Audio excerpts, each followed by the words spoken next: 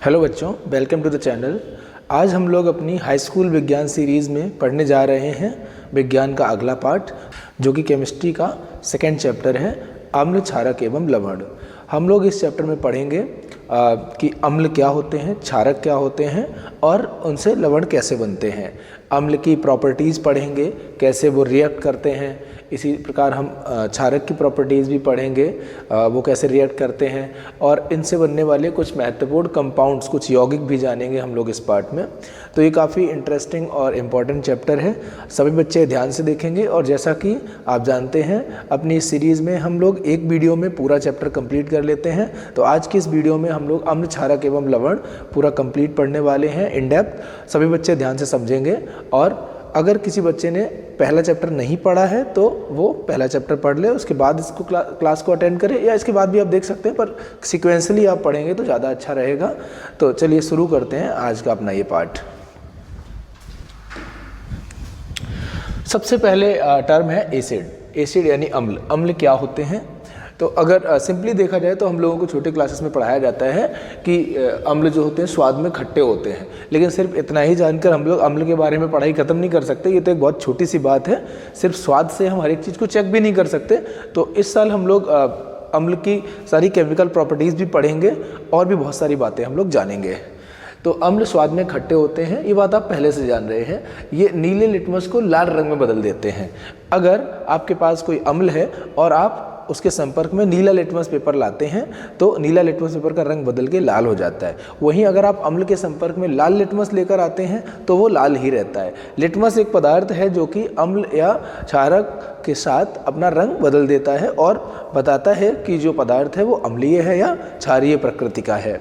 Okay, अम्ल को अगर आप जल में मिलाते हैं तो ये जलीय विलयन में H+ आयन देते हैं। जो अम्ल होते हैं जल में मिलाने पर H+ आयन उत्पन्न करते हैं, और ये H+ आयन ही अम्लीय प्रकृति प्रदर्शित करती हैं।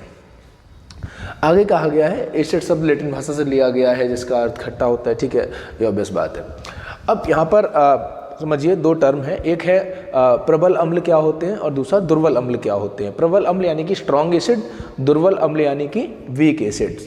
तो प्रबल अम्ल में HCl, H2SO4, HNO3, हाइड्रोक्लोरिक अम्ल, सल्फ्यूरिक अम्ल, नाइट्रिक अम्ल, ये हैं। ठीक है, वहीं पर दुर्बल अम्ल क्या है? CH3COOH जो कि इथेनॉइक अम्ल या एसिटिक अम्ल होता है, लैक्टिक अम्ल, ऑक्जेलिक अम्ल, ये सब है। ठीक है, अभी प्रबल अम्ल और दुर्बल अम्ल कैसे डिफाइंड होगा कि कौन प्रबल रहेगा कौन दुर्बल रहेगा? तो ध्यान से समझिए, जब भी कभी हम अम्ल को जल में मिलाएंगे, पानी में डिज़ोल्व करेंगे, तो जो अम्ल आसानी से टूटकर अधिक मात्रा में H+ आयनें बनाएगा वो प्रबल अम्ल होगा। वहीं दूसरा अम्ल जिसको आप पानी में मिला रहे हो और वो पर्याप्त मात्रा में नहीं टूट रहा है, कम टूट रहा है, कम H+ आयनें उत्पन्न कर रहा है, तो वो दुर्बल अम्ल है। ठीक है, इस बात को ध्यान रखेंगे। नेक्स्ट सांद्र अम्ल और तनु अम्ल बताया गया है। देखिए, अगर कभी भी अम्ल का जो विलयन है उसमें अम्ल ज़्यादा है और पानी कम है, यानी कि काफ़ी गाढ़ा है, तो उसे हम सांद्र अम्ल कहेंगे। वहीं अगर अम्ल का जो विलयन है जो कि पानी में मिलाकर आपने बनाया, उसमें पानी ज़्यादा है और अम्ल कम है, तो फिर बहुत पतला होगा वो। तो ऐसा विलयन जिसमें पानी ज़्यादा हो और मतलब जल ज़्यादा हो और अम्ल कम मिलाया गया हो, तो वो बहुत पतला होगा और उसे हम डाइल्यूट एसिड या तनु अम्ल कहेंगे। ओके, नेक्स्ट टर्म है क्षारक, जिसे हम बेस कहते हैं। तो ये स्वाद में कड़वे होते हैं और छूने में साबुन जैसे होते हैं, स्लिपरी होते हैं। ठीक है, साबुन आप हाथ से छूते होगे तो वो फिसलना सा होता है, तो वैसे ही ये लाल लिटमस को नीले में बदल देते हैं। अगर आप क्षारक को लिटमस के संपर्क में लाएंगे तो ये लाल लिटमस को नीला कर देंगे, जबकि नीला लिटमस अगर इनके संपर्क में आता है तो वो नीला ही रहता है। ठीक है, नेक्स्ट कहा गया है कि जब आप इसको जल में मिलाएंगे, पानी में मिलाएंगे, तो ये जलीय विलयन में OH नेगेटिव हाइड्रोक्साइड आयन देते हैं। OH नेगेटिव को क्या कहते हैं? हाइड्रोक्साइड। ठीक है, तो हाइड्रोक्साइड आयन प्रोड्यूस करते हैं ये। और पहले की ही तरह जैसे अम्ल में हमने पढ़ा, वैसे ही यहाँ पर अगर आप क्षारक को पानी में मिलाएंगे, जल में मिलाएंगे और ये आसानी से टूटकर अधिक मात्रा में OH नेगेटिव आयनें देता है, तो वो प्रबल क्षारक हो जाएगा। वहीं अगर हम किसी क्षारक को पानी में मिलाते हैं, जल में मिलाते हैं, तो फिर अगर बहुत कम मात्रा में OH नेगेटिव आयनें बन पा रही हैं, क्षारक कम टूट रहा है, तो इसका मतलब वो दुर्बल क्षारक है। ठीक है, ये दो बातें यहाँ पर, और उदाहरण दिए गए प्रबल क्षारक और दुर्बल क्षारक के। ठीक है, तो इनको आप ध्यान रखेंगे।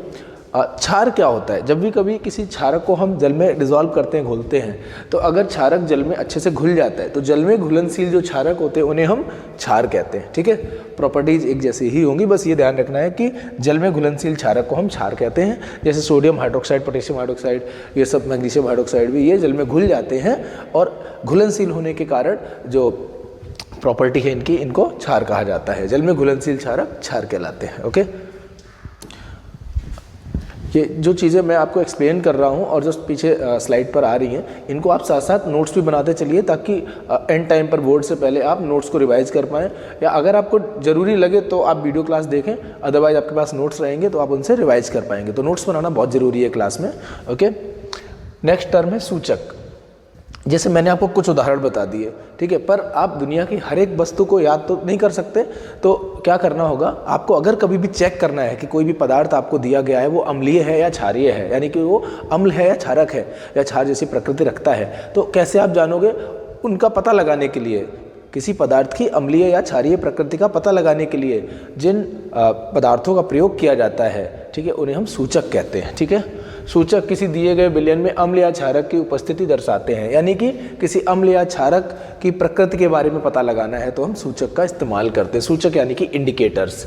ठीक है, तो इंडिकेटर्स क्या हैं? जो इंडिकेट करते हैं कि जिस चीज़ को आप चेक कर रहे हैं वो अम्लीय है या क्षारीय है। ठीक है, कहा गया है सूचक के प्रकार क्या होते हैं, तो प्रकृति से या प्राकृतिक वस्तुओं से बनने वाले सूचक प्राकृतिक सूचक, वहीं अगर हम कृत्रिम तरीके से लेबोरेटरी में तैयार करेंगे किन्हीं केमिकल सब्सटेंस को, वो जब सूचक का काम करेंगे तो वो कृत्रिम सूचक या सिंथेटिक इंडिकेटर्स कहलाएंगे।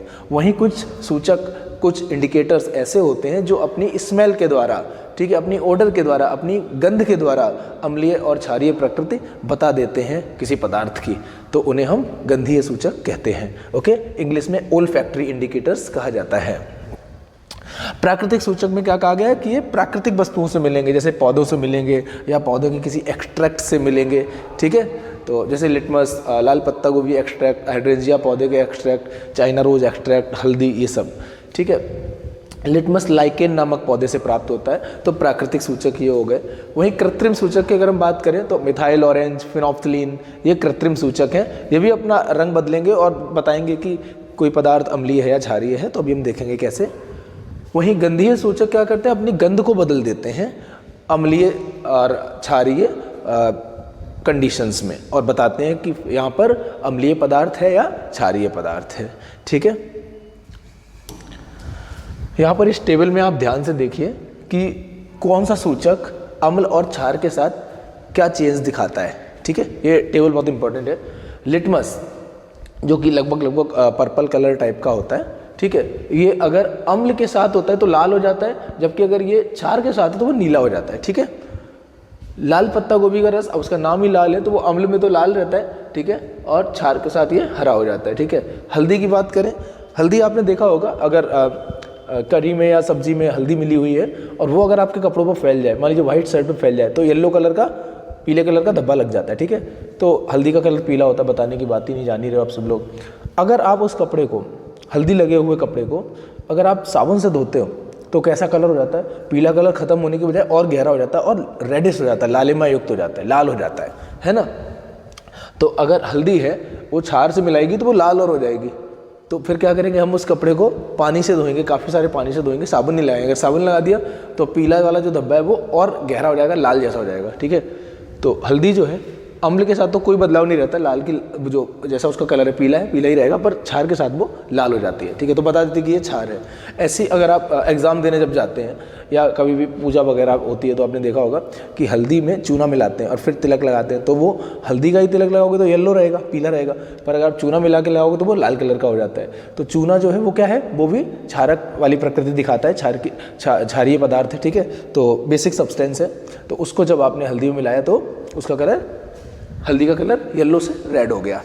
ठीक है, तो वही बता रहे हैं, हल्दी जो है क्षार के साथ ऐसे रंग की होगी और अम्ल के साथ ऐसे रंग की होगी, मतलब उसका नेचर चेंज नहीं होगा, येलो ही रहेगी। ठीक है, नेक्स्ट हाइड्रेंजिया के फूल का रस अगर हम देखें तो ये अलग अलग कंडीशंस में अलग अलग है। जैसे मिट्टी में पौधे उगते हैं, अगर मिट्टी अम्लीय है तो अलग रंग का फूल निकलेगा और क्षारीय है तो अलग रंग का फूल निकलेगा। हाइड्रेंजिया का फूल जो है वो नीले रंग का निकलेगा अम्लीय मिट्टी में, और मिट्टी अगर क्षारीय है तो वो गुलाबी या रेडिश कलर का थोड़ा सा उस तरह का निकलेगा, पिंक टाइप का। ठीक है।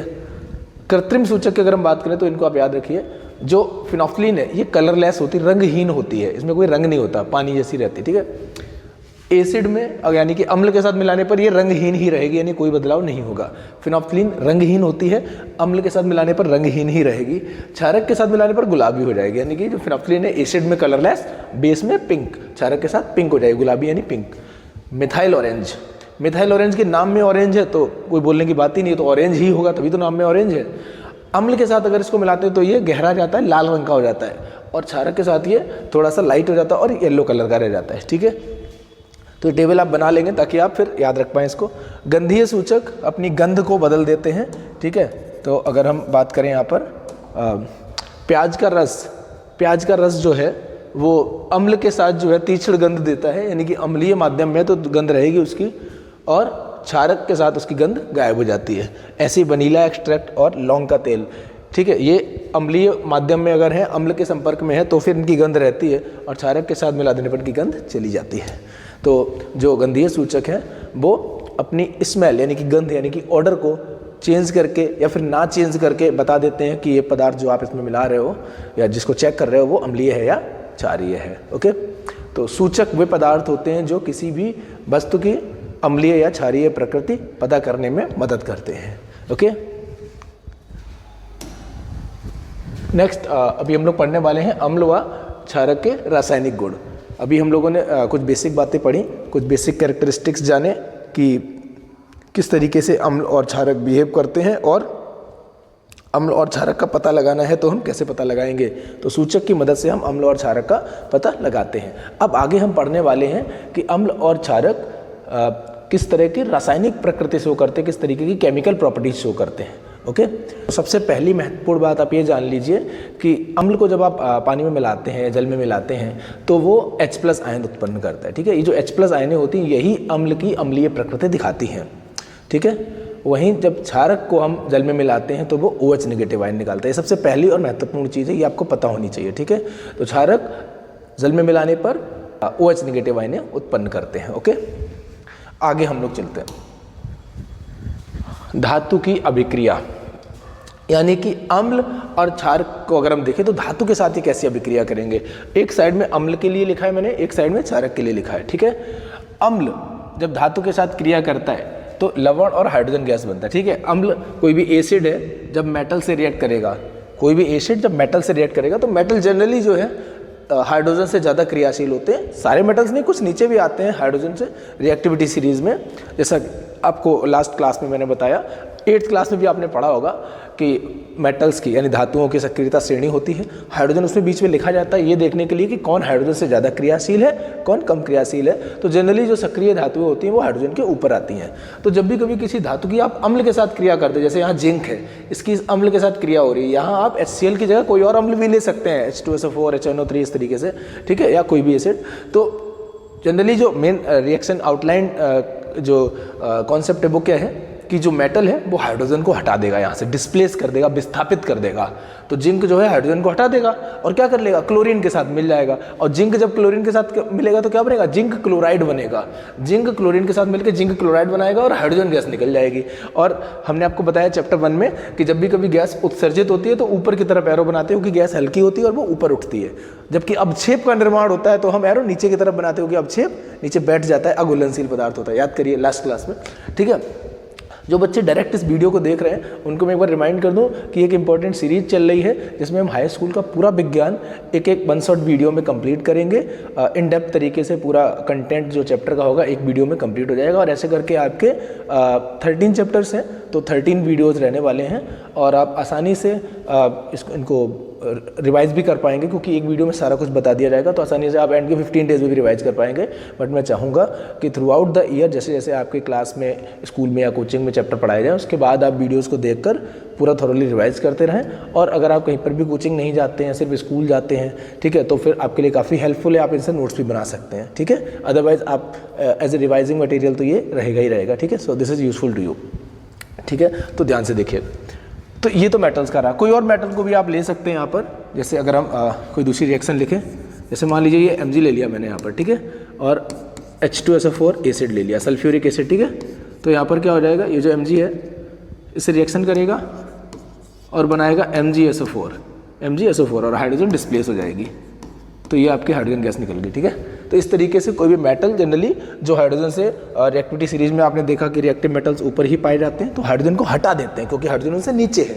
So since metals are more reactive, क्योंकि धातुएं अधिक क्रियाशील हैं हाइड्रोजन की तुलना में, अतः वे हाइड्रोजन को विस्थापित कर देती हैं अम्ल से और अपना यौगिक बना लेती हैं और हाइड्रोजन गैस निकलती है। तो जब भी कभी अम्ल की रिएक्शन धातु के साथ होगी तो हमें लवण मिलेगा, ठीक है, मेटल सॉल्ट, धातु का लवण मिलेगा और हाइड्रोजन गैस मिलेगी, ठीक है। ये बात याद रखेंगे।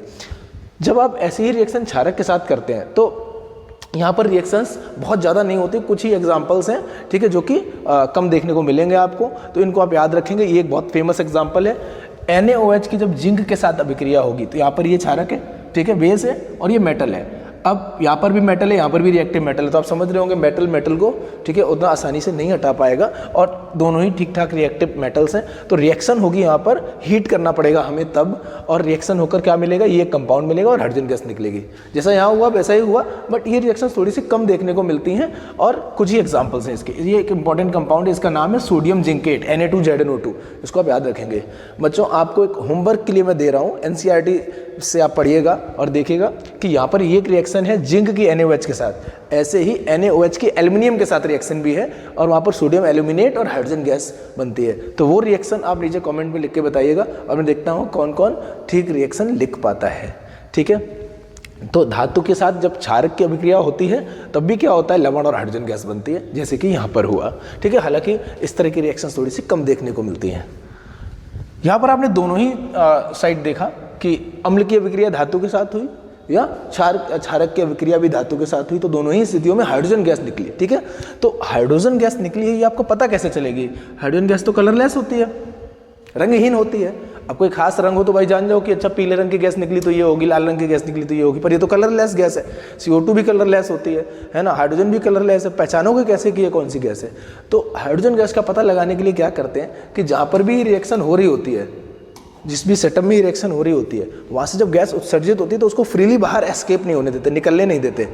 जिस भी कंटेनर में रिएक्शन हो रही होती है उसको ऊपर से बंद करके उसमें एक होल ड्रिल करके एक पाइप फंसाते हैं, खोखला पाइप, ठीक है, पाइप तो खोखला ही होता है, ठीक है, और उसको एक साबुन के सॉल्यूशन में डुबो देते हैं। तो जब गैस निकलती है तो साबुन के सॉल्यूशन में होती हुई जाती है, पाइप के थ्रू जाकर साबुन के सॉल्यूशन में जाती है, ठीक है, और साबुन के सॉल्यूशन से फिर बुलबुले निकलते हैं। जैसे आप बचपन में साबुन के सॉल्यूशन से हवा फूंकते थे तो उसमें बुलबुले निकलते थे, ठीक है, वैसे ही रिएक्शन में जो हाइड्रोजन गैस निकली उसको हम पाइप के थ्रू साबुन के सॉल्यूशन में गुजारेंगे और वहाँ पर बुलबुले उठेंगे।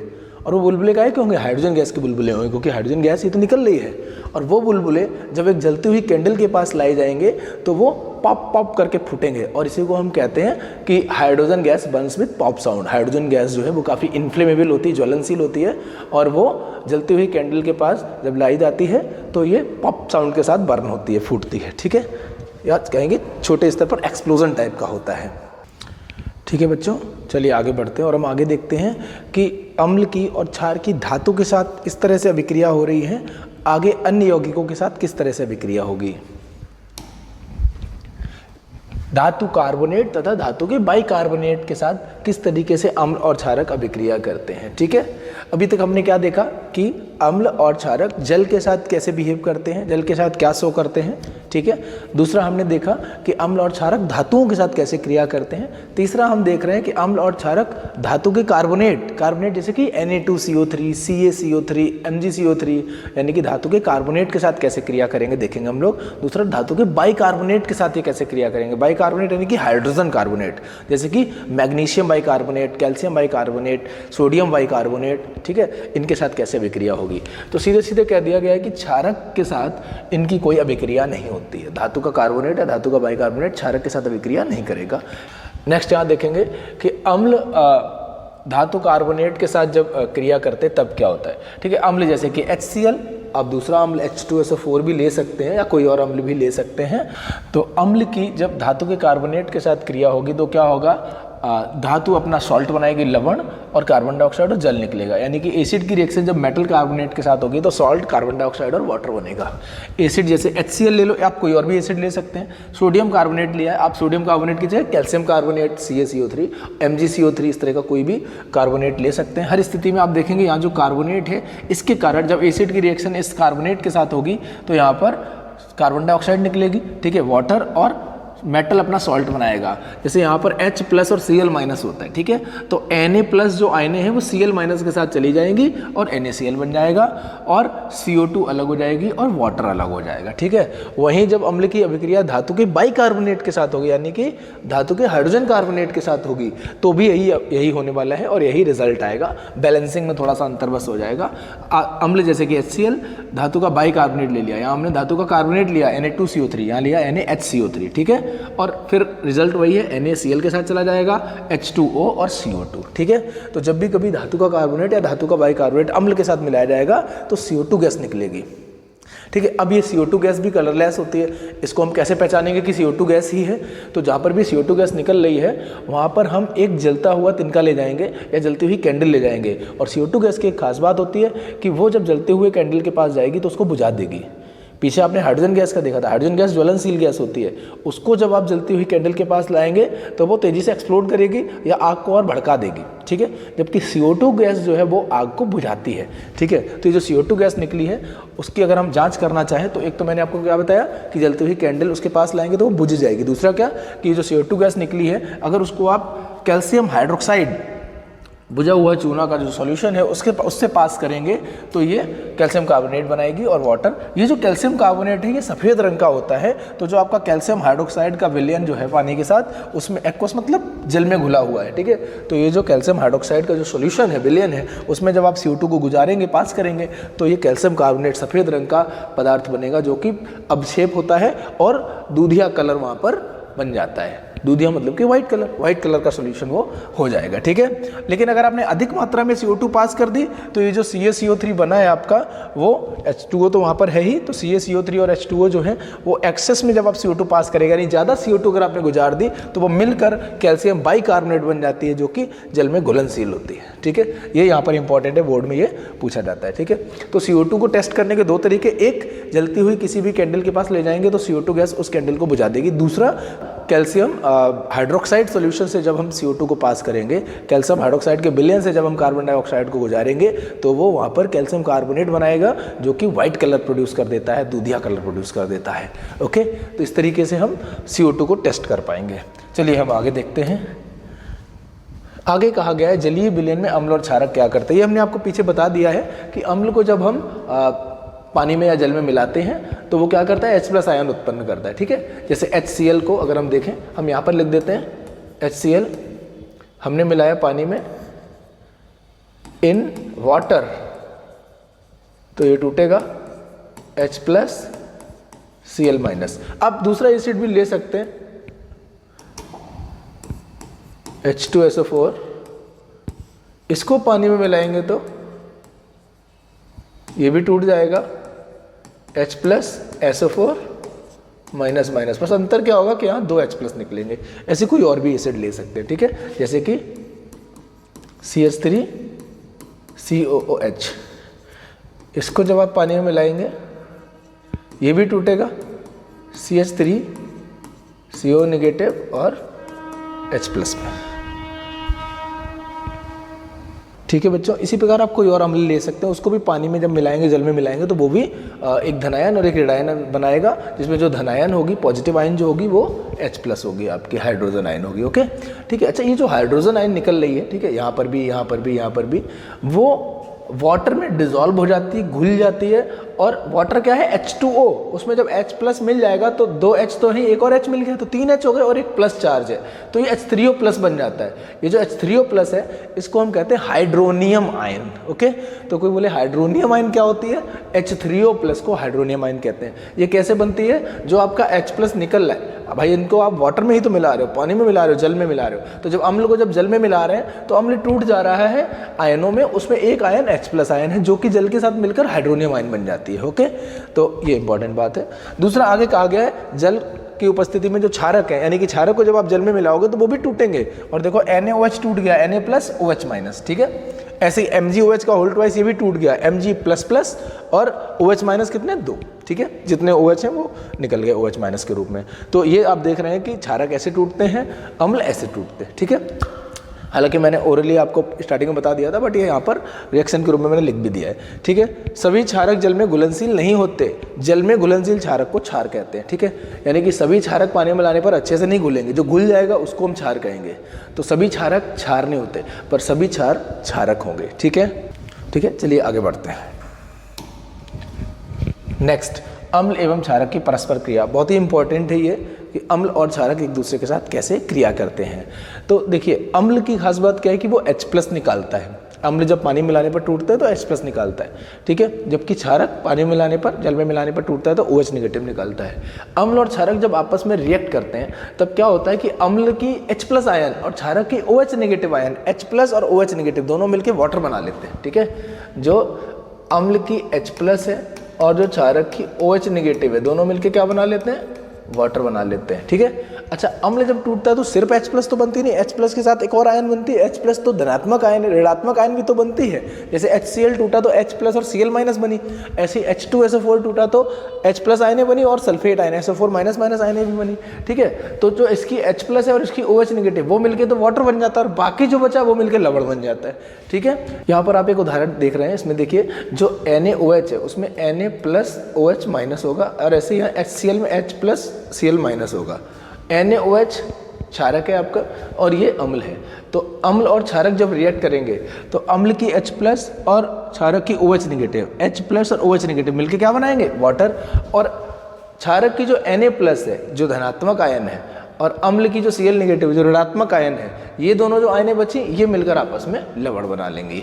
तो जब अम्ल और क्षारक की अभिक्रिया होती है तो अम्ल का H+ और क्षारक का OH- आपस में मिलकर वाटर बना लेते हैं, जल बन जाता है, ठीक है। और इस प्रक्रिया को हम इस तरह से देखते हैं कि अम्ल की अम्लीय प्रकृति को क्षारक जब मिला दिया जाता है तो उसको वो कैंसल आउट करता है। अम्ल जितना H+ निकालेगा, क्षारक OH- निकालकर H+ और OH- मिलकर वाटर बन जाएगा। तो दोनों एक दूसरे के प्रभाव को क्या करते हैं, कैंसिल करते हैं, कैंसिल आउट कर देते हैं, नलीफाई कर देते हैं, न्यूट्रलाइज कर देते हैं। इसीलिए इस रिएक्शन को न्यूट्रलाइजेशन रिएक्शन कहते हैं। हिंदी में उदासीनीकरण अभिक्रिया कहते हैं, क्योंकि जो नेचर है, जो प्रकृति है, वो कैसी हो जाएगी, न अम्लीय रहेगी न क्षारीय रहेगी, क्योंकि अम्ल का H+ और क्षारक का OH- दोनों एक दूसरे को कैंसिल आउट करके न्यूट्रल वाटर बना रहे हैं। वाटर कैसा होता है, जल कैसा होता है, उदासीन, ठीक है, ना अम्लीय ना क्षारीय। अब यहाँ पर एक इंपॉर्टेंट बात ये समझ लें आप लोग कि ये जो क्षारक है और ये जो अम्ल है, ये दोनों जब मिलेंगे तो जैसा कि मैंने बताया, अम्ल की H+ और क्षारक की OH- मिलके वाटर बनेगा। बाकी जो दो आयनें बची हैं, ये Na+ और Cl- टाइप की जो कैटायन बची है, धनायन बची है क्षारक की और ऋणायन बची है अम्ल की, ये मिलकर लवण बनाएंगे, ठीक है। पर कभी कभी ऐसा होगा कि जो आपका क्षारक और अम्ल है दोनों प्रबल होंगे, ठीक है। कभी ऐसा होगा ये प्रबल होगा और ये दुर्बल अम्ल हो सकता है, जरूरी तो नहीं है HCl हो हमेशा। कभी कभी ये प्रबल होगा, ये दुर्बल हो सकता है। तो जैसे इनकी जो है स्ट्रेंथ होगी, प्रबलता होगी, ठीक है, उसी अकॉर्डिंग ये जो लवण बनना है, जो सॉल्ट बनना है, उसके नेचर होगा, ठीक है। अगर क्षारक ज़्यादा प्रबल है और ये दुर्बल है तो किसकी चलेगी, क्षारक की चलेगी, और जो लवण बनने वाला है वो क्षारीय प्रकृति का होगा। वहीं अगर क्षारक दुर्बल है और अम्ल प्रबल है तो फिर अम्ल की चलेगी और जो लवण बनेगा वो अम्लीय प्रकृति का होगा। वाटर तो न्यूट्रल होता ही है वैसे ही, ठीक है। वाटर तो ना अम्लीय होता है ना क्षारीय होता है। वहीं अगर दोनों प्रबल हुए, जैसे कि इस उदाहरण में दोनों प्रबल हैं, तो फिर ऐसे में दोनों प्रबल अम्ल और प्रबल क्षारक मिलकर जो लवण बनेगा वो न्यूट्रल होगा, उदासीन होगा, ना अम्लीय होगा ना क्षारीय होगा, ठीक है। और दुर्बल अम्ल और दुर्बल क्षारक जब मिलते हैं तब जो लवण बनता है उसका नेचर का वेरी क्लोज टू न्यूट्रल होता है, बट प्लस माइनस थोड़ा सा कम या ज़्यादा हो सकता है, अम्लीय भी हो सकता है, क्षारीय भी हो सकता है, ठीक है। वो थोड़ा सा कॉम्प्लेक्स बात है, आप बड़े होकर पढ़ेंगे तब जानेंगे, ठीक है। तो आई होप यहाँ तक बात समझ गए होंगे। अगर आपको कठिन लगा तो रिवाइंड करके दोबारा सुन लीजिए मैंने क्या क्या बोला है। आगे कहा गया है अम्लों के साथ धात्विक ऑक्साइड की अभिक्रिया। जो धात्विक ऑक्साइड होते हैं उनकी एक खास बात होती है, आपको पता होना चाहिए। धातुएं जब ऑक्सीजन के साथ क्रिया करके धात्विक ऑक्साइड बनाती हैं तो उनमें क्षारीय प्रकृति होती है। वहीं दूसरी ओर अधातुएं जब ऑक्सीजन के साथ क्रिया करके अधातुओं के ऑक्साइड बनते हैं तो वो अम्लीय प्रकृति के होते हैं। ठीक है। जैसे सोडियम की अभिक्रिया ऑक्सीजन के साथ होगी तो सोडियम का जो ऑक्साइड होगा वो क्षारीय होगा। इसी प्रकार कोई और धातु, मैग्नीशियम की रिएक्शन जब ऑक्सीजन के साथ होगी तो मैग्नीशियम का ऑक्साइड चैप्टर 1 में आपने देखा था बना था, वो भी क्षारीय होगा। तो धातु के जो ऑक्साइड होते हैं वो क्षारीय होते हैं। वहीं अगर हम अधातु के ऑक्साइड, जैसे कार्बन का ऑक्साइड है, तो कार्बन का जो ऑक्साइड होगा वो अम्लीय होगा, ठीक है। जैसे कार्बन डाइऑक्साइड अम्लीय होती है, पानी में मिलती है तो अम्लीय वर्षा कराती है, एसिड रेन, ठीक है। ऐसे ही सल्फर का ऑक्साइड, नाइट्रोजन का ऑक्साइड, ये जो भी नॉन मेटल्स हैं, अधातुएं हैं, उनके जो ऑक्साइड हैं ऑक्सीजन के साथ क्रिया करके ऑक्साइड बनेंगे, वो अम्लीय प्रकृति रखते हैं, ठीक है। अब यहाँ पर ध्यान समझिएगा, धात्विक ऑक्साइड कैसा होगा? क्षारीय। अम्ल के साथ क्रिया करेगा तो अम्ल और क्षार की अभिक्रिया हुई तो क्या बना था? लवण और जल। तो बिल्कुल वैसे ही होने वाला है। जैसे कैल्शियम का ऑक्साइड, चूना, ठीक है, तो ये क्या है? धातु का ऑक्साइड है, तो ये क्षारीय प्रकृति रखेगा और इसकी जब अम्ल के साथ क्रिया होगी तो वैसे ही होगी जैसे अम्ल और क्षार की या अम्ल और क्षारक की होती है।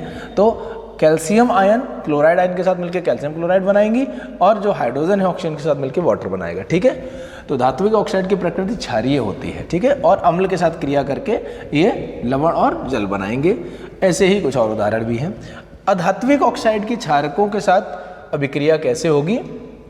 अधात्विक ऑक्साइड जैसा कि मैंने अभी आपको बताया क्या होते हैं? अम्लीय होते हैं और इनकी अभिक्रिया जब क्षारक के साथ होगी तो वैसे ही होगी जैसे अम्ल और क्षारक की होती थी और लवण और जल बनता था। जैसे मैंने आपको बताया कार्बन का ऑक्साइड है, कार्बन डाइऑक्साइड, तो कार्बन डाइऑक्साइड जो है कार्बन अधातु है, अधातु का ऑक्साइड है तो अम्लीय होगा और अम्लीय पदार्थ जब क्षारक के साथ अभिक्रिया करेगा तो जैसे भी आपने पढ़ा था लवण और जल बनेगा। तो यहाँ पर आप देख पा रहे होंगे कि वाटर बन जाएगा और कैल्शियम का कार्बोनेट बन जा रहा है, ठीक है। तो ये लवण है, कार्बोनेट सॉल्ट है, ठीक है। तो अधात्विक ऑक्साइड प्रकृति अम्लीय रखते हैं, ठीक है। ये दो इंपॉर्टेंट बातें।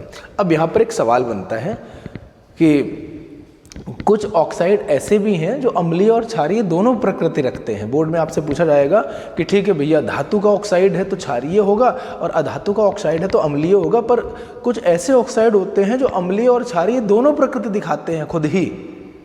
ऐसे दो ऑक्साइड्स के नाम लिखिए, दो ही पूछे जाएंगे, दो ही आपके सिलेबस में हैं। तो वो दोनों ऑक्साइड हैं Al2O3 और ZnO, Al2O3 और ZnO, ठीक है, Al2O3 एंड ZnO। ये दो ऑक्साइड जो हैं ये एम्फोटेरिक ऑक्साइड कहलाते हैं, ठीक है, उभयधर्मी ऑक्साइड। इनमें दोनों नेचर होता है, अम्लीय भी क्षारीय भी। ये अम्ल के साथ जब अभिक्रिया करेगा तो क्षार जैसे बिहेव करेगा और क्षार के साथ जब अभिक्रिया करेगा या कहें कि क्षारक के साथ जब अभिक्रिया करेगा तो अम्ल के तौर पर बिहेव करेगा और दोनों ही स्थितियों में लवण और जल बनेगा। वहीं जिंक ऑक्साइड की बात करें तो ये जब अम्ल के साथ अभिक्रिया करेगा तो क्षारक के तौर पर बिहेव करेगा और क्षारक के साथ अभिक्रिया करेगा तो अम्ल के तौर पर बिहेव करेगा। तो दोनों ही स्थितियों में क्या बनेगा कि जब अम्ल और क्षारक की अभिक्रिया होती है तो क्या बनता है? लवण और जल बनता है। एसिड बेस के साथ रिएक्ट करता है तो क्या बनता है? सॉल्ट और वाटर बनता है, वही होगा, ठीक है। तो ये जो आपके दोनों ऑक्साइड हैं ये उभयधर्मी ऑक्साइड है, इनको एम्फोटेरिक ऑक्साइड कहते हैं, ओके। नेक्स्ट, जल के साथ अम्ल या क्षारक को मिलाते समय एक सावधानी बरतनी चाहिए। हाँ, जब भी कभी प्रयोगशाला में आप जाएं, 10th क्लास के बच्चों को लैब थोड़ा सा कम ले जाया जाता है, बट जब भी आप जाएं तो इस बात का ध्यान रखेंगे। वहाँ पर लैब में ध्यान नहीं रखते बच्चे, अभी आपको बता रहे हैं उसके बाद भी ध्यान नहीं रहता।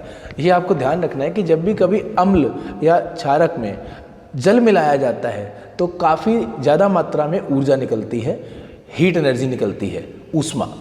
अब आप मान लीजिए एक बीकर लिए हुए हैं, ठीक है, या टेस्ट ट्यूब लिए हो, उसमें एसिड है और आपने पानी मिलाया तो वहाँ पर आपको ध्यान ही नहीं रहता क्लास में क्या बताया था टीचर ने।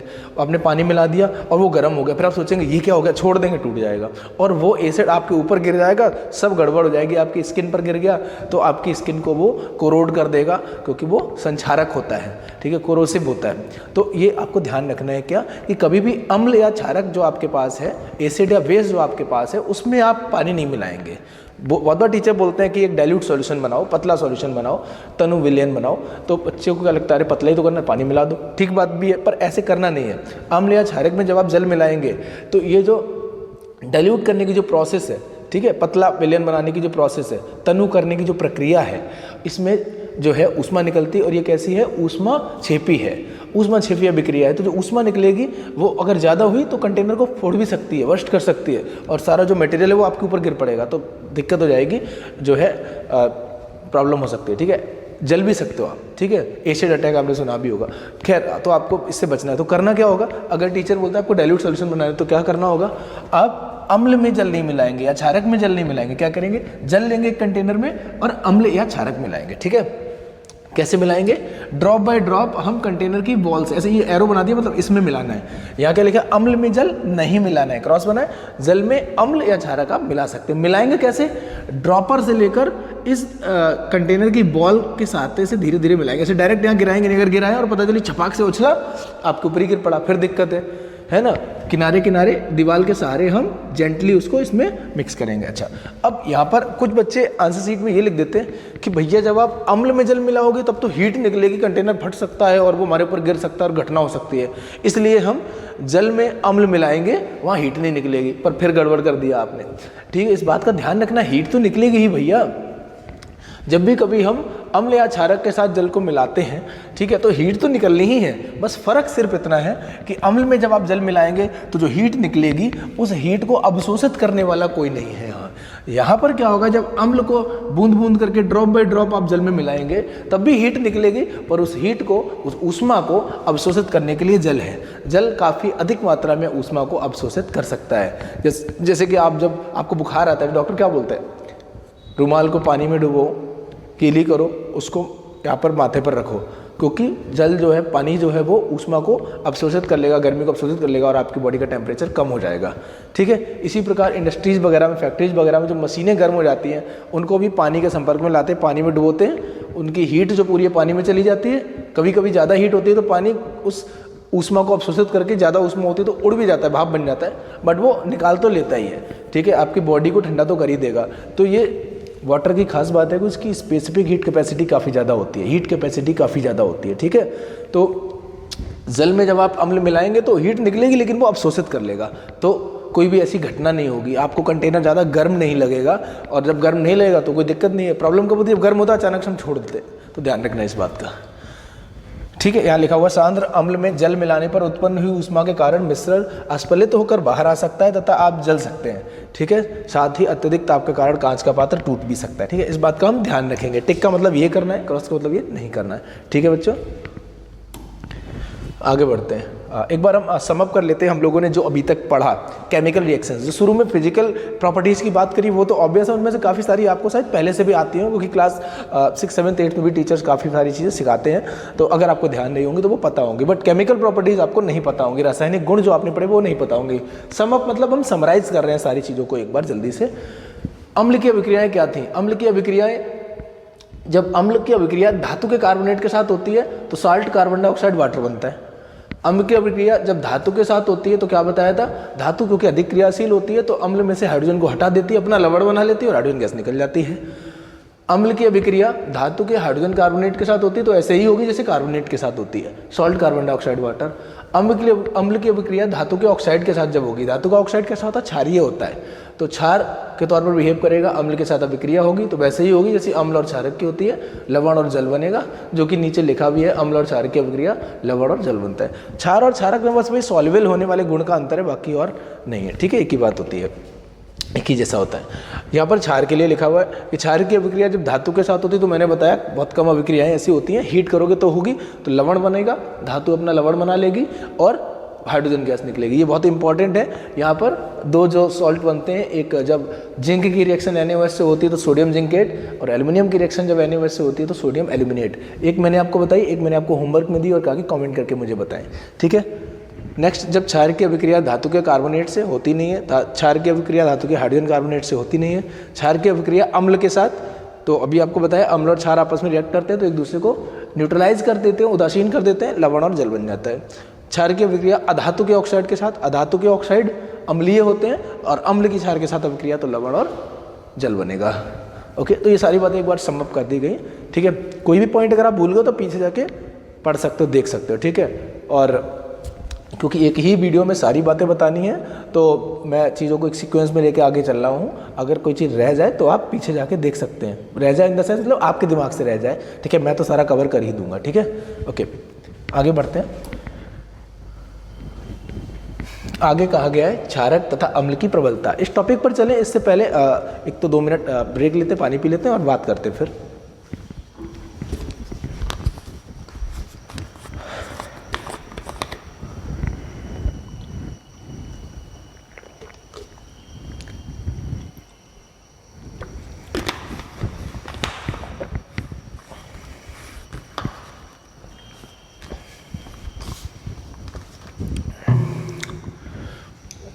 ओके बच्चों, मैं कुछ बताने वाला था कि हमारे आसपास बहुत सारे ऐसे पदार्थ होते हैं जिनमें अम्ल या क्षारक पाए जाते हैं। अम्ल पाए जाने वाले कुछ उदाहरण आपसे बोर्ड में पूछे जा सकते हैं। जैसे टमाटर में ऑक्जेलिक अम्ल पाया जाता है, ठीक है। ऐसे ही इमली में टार्टरिक अम्ल पाया जाता है, ठीक है। ऐसे ही एप्पल में, सेब में मैलिक अम्ल पाया जाता है, ठीक है। ऐसे ही विनेगर में, सिरका में इथेनॉइक अम्ल या एसिटिक अम्ल पाया जाता है, ओके। ऐसे ही दही में लैक्टिक अम्ल होता है, ठीक है। दूध से जब दही बनता है तो उसमें लैक्टिक अम्ल उसमें होता है, ठीक है। आगे और क्या पूछ सकते हैं आपसे? हाँ, जब भी कभी आपको कोई चीटा या चींटी काट लेती है, ठीक है, या मधुमक्खी काट लेती है, तो वो अपने डंक से आपके बॉडी में एसिड इंजेक्ट कर देती है, ठीक है। तो उसके डंक में मिथेनॉइक अम्ल या फॉर्मिक अम्ल होता है, ठीक है। तो ये कुछ उदाहरण आप याद रखेंगे, ये आपसे बोर्ड में पूछे जा सकते हैं। एक पौधा होता है नीटल, ठीक है, नीटल लीव। तो नीटल की पत्ती अगर हमारे स्किन से छू जाती है तो उसके रोएं जो है वो जैसे मधुमक्खी अपना डंक चुभोकर हमारी बॉडी में एसिड छोड़ देती है, अम्ल छोड़ देती है, वैसे ही वो पौधा भी करता है। तो नीटल की पत्ती अगर हमारी स्किन से छू जाती है, हमारी त्वचा से छू जाती है, तो उसके रोएं हमारी बॉडी में एसिड इंजेक्ट कर देते हैं, तो वो भी फॉर्मिक अम्ल या मिथेनॉइक अम्ल इंजेक्ट करते हैं हमारी बॉडी में, उससे फिर जलन होने लग जाती है, ठीक है। तो ये कुछ उदाहरण हैं जो आप याद रखेंगे। चलिए हम लोग आगे इस टॉपिक को कंटिन्यू करते हैं। क्षारक तथा अम्ल की प्रबलता। देखो, अभी आपने पीछे जो सूचक पढ़े थे उन्होंने आपको ही बताया कि भाई ये चीज़ अम्ल है या ये चीज़ क्षार है या क्षारक है, कलर चेंज करके बता दिया या गंध चेंज करके बता दिया, ठीक है। जैसे लिटमस ने बता दिया था कि भाई अगर लाल हो रहा है तो अम्ल है, नीला हो रहा है तो क्षारक है। ऐसे ही फिनोफ्थलीन ने बताया, मेथाइल ऑरेंज ने बताया, ठीक है, हल्दी से भी पता चला, और गंधीय सूचक थे उनसे ही पता चला, ठीक है। ये बहुत सारे आपने सूचक पीछे पढ़े, पर उनमें से कोई भी सूचक ये नहीं बता रहा था कि कोई जो अम्ल है या जो क्षारक है वो कितना प्रबल है, ठीक है। तो अभी तक आपने जो सूचक पढ़े वो ये तो बता रहे थे कि जो पदार्थ जिसको आप चेक कर रहे हैं, जिसकी आप जांच कर रहे हैं, वो अम्लीय है या क्षारीय है, पर ये नहीं बता रहे थे कि वो प्रबल अम्ल है या दुर्बल अम्ल है, प्रबल क्षारक है या दुर्बल क्षारक है, यानी स्ट्रेंथ ऑफ एसिड और बेस नहीं बता पा रहे थे।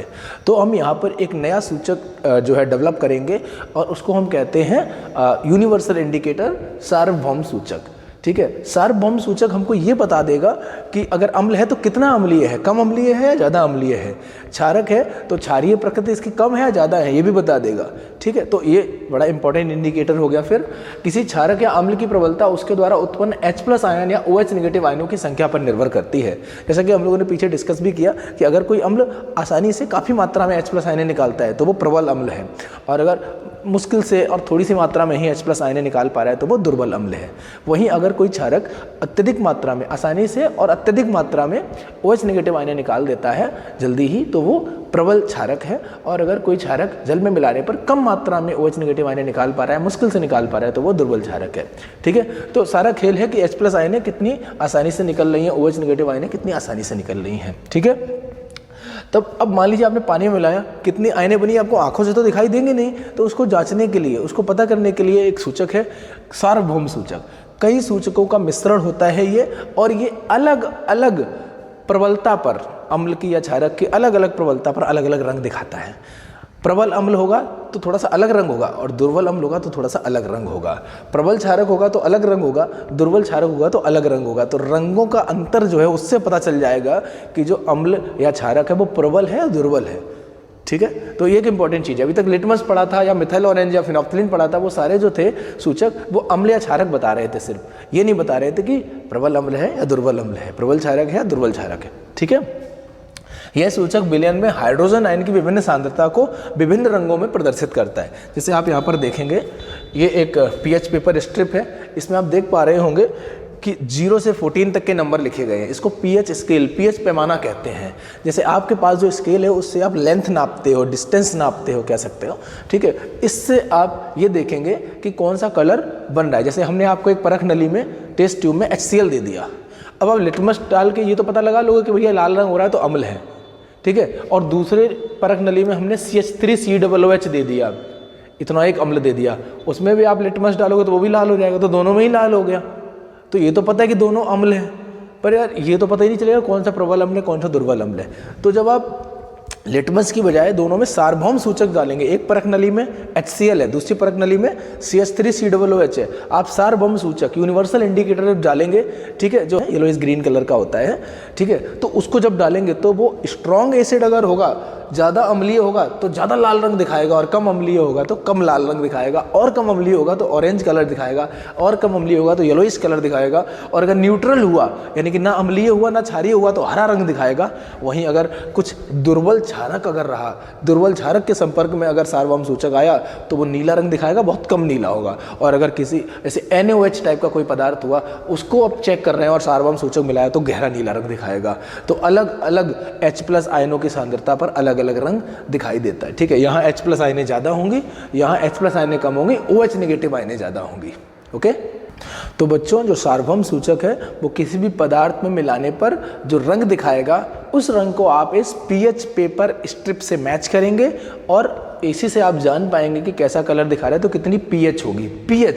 pH मीन्स पोटेंज ऑफ हाइड्रोजन, ठीक है। pH शब्द सबसे पहले सोरेनसन ने दिया, और उन्होंने बताया कि किसी विलयन में जितनी H+ आयनें होंगी ज़्यादा, उतना ही अम्लीय होगा, और जितनी H+ आयनें कम होती जाएंगी और OH नेगेटिव आयनें बढ़ती जाएंगी, उतना ही वो क्षारीय होता जाएगा। ओके, अब यहाँ से थोड़ा सा आपकी डेली लाइफ से जुड़े हुए कुछ एक्सपीरियंसेस और कुछ उदाहरण होंगे जिनको आप ध्यान से समझेंगे, थोड़ा सा आपको इंटरेस्टिंग भी लगेंगे। जो डेली लाइफ से जुड़ी हुई चीज़ें हैं वो इंटरेस्टिंग लगती ही हैं। ओके, तो सबसे पहले कहा गया है पौधे एवं पशु pH के प्रति संवेदनशील होते हैं। देखिए, पौधे ज़मीन में उगते हैं, ठीक है, आपकी बॉडी में भी बहुत सारे ऑर्गन्स हैं, ठीक है, बहुत सारे पार्ट्स हैं। तो पौधों की ग्रोथ होना और आपकी बॉडी का अच्छे से फंक्शनिंग करना, इन सब के लिए ज़रूरी है कि हमारी बॉडी या हमारे जो पौधे हैं वो जहाँ पर ग्रो हो रहे हैं वहाँ पर जो भी जो सिस्टम है उसकी pH जो है डिस्टर्ब ना हो, ठीक है।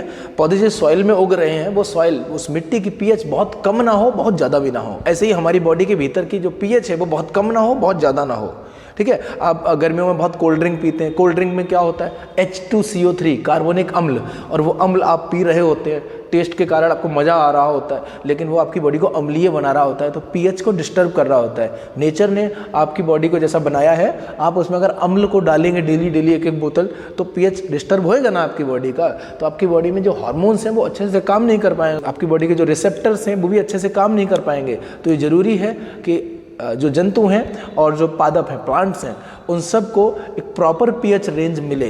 वो एक pH सेंसिटिव होते हैं, जैसे हमारा शरीर 7 से 7.8 pH के बीच में सही से कार्य कर पाता है, ठीक है। अब अगर मान लीजिए pH कम हो गई तो फिर प्रॉब्लम होगी, हमारी बॉडी के कुछ पार्ट्स अच्छे से काम नहीं कर पाएंगे, या pH ज़्यादा होगी तो भी अच्छे से काम नहीं कर पाएंगे, ठीक है। ऐसे ही प्लांट्स के लिए, पौधों के लिए है कि अगर मिट्टी की pH बहुत कम हो गई तो पौधे अच्छे से नहीं ग्रो कर पाएंगे, मिट्टी की pH बहुत बढ़ गई तो भी पौधे अच्छे से ग्रो नहीं कर पाएंगे, ठीक है। जैसे हमारे आसपास वायुमंडल में, जैसा कि आप जानते हैं, जीवाश्म ईंधन जलाए जाते हैं, पेट्रोल, डीजल और बहुत सारे फ्यूल्स, लकड़ियाँ भी जलाई जाती हैं, तो जो कार्बन डाइऑक्साइड है वो हवा में फैल जाती है, और जब बारिश होती है तो पानी में वो कार्बन डाइऑक्साइड मिल जाती है, और पानी मतलब यानी कि जल जब CO2 को मिल जाता है तो जल और CO2 मिलकर क्या बनाते हैं,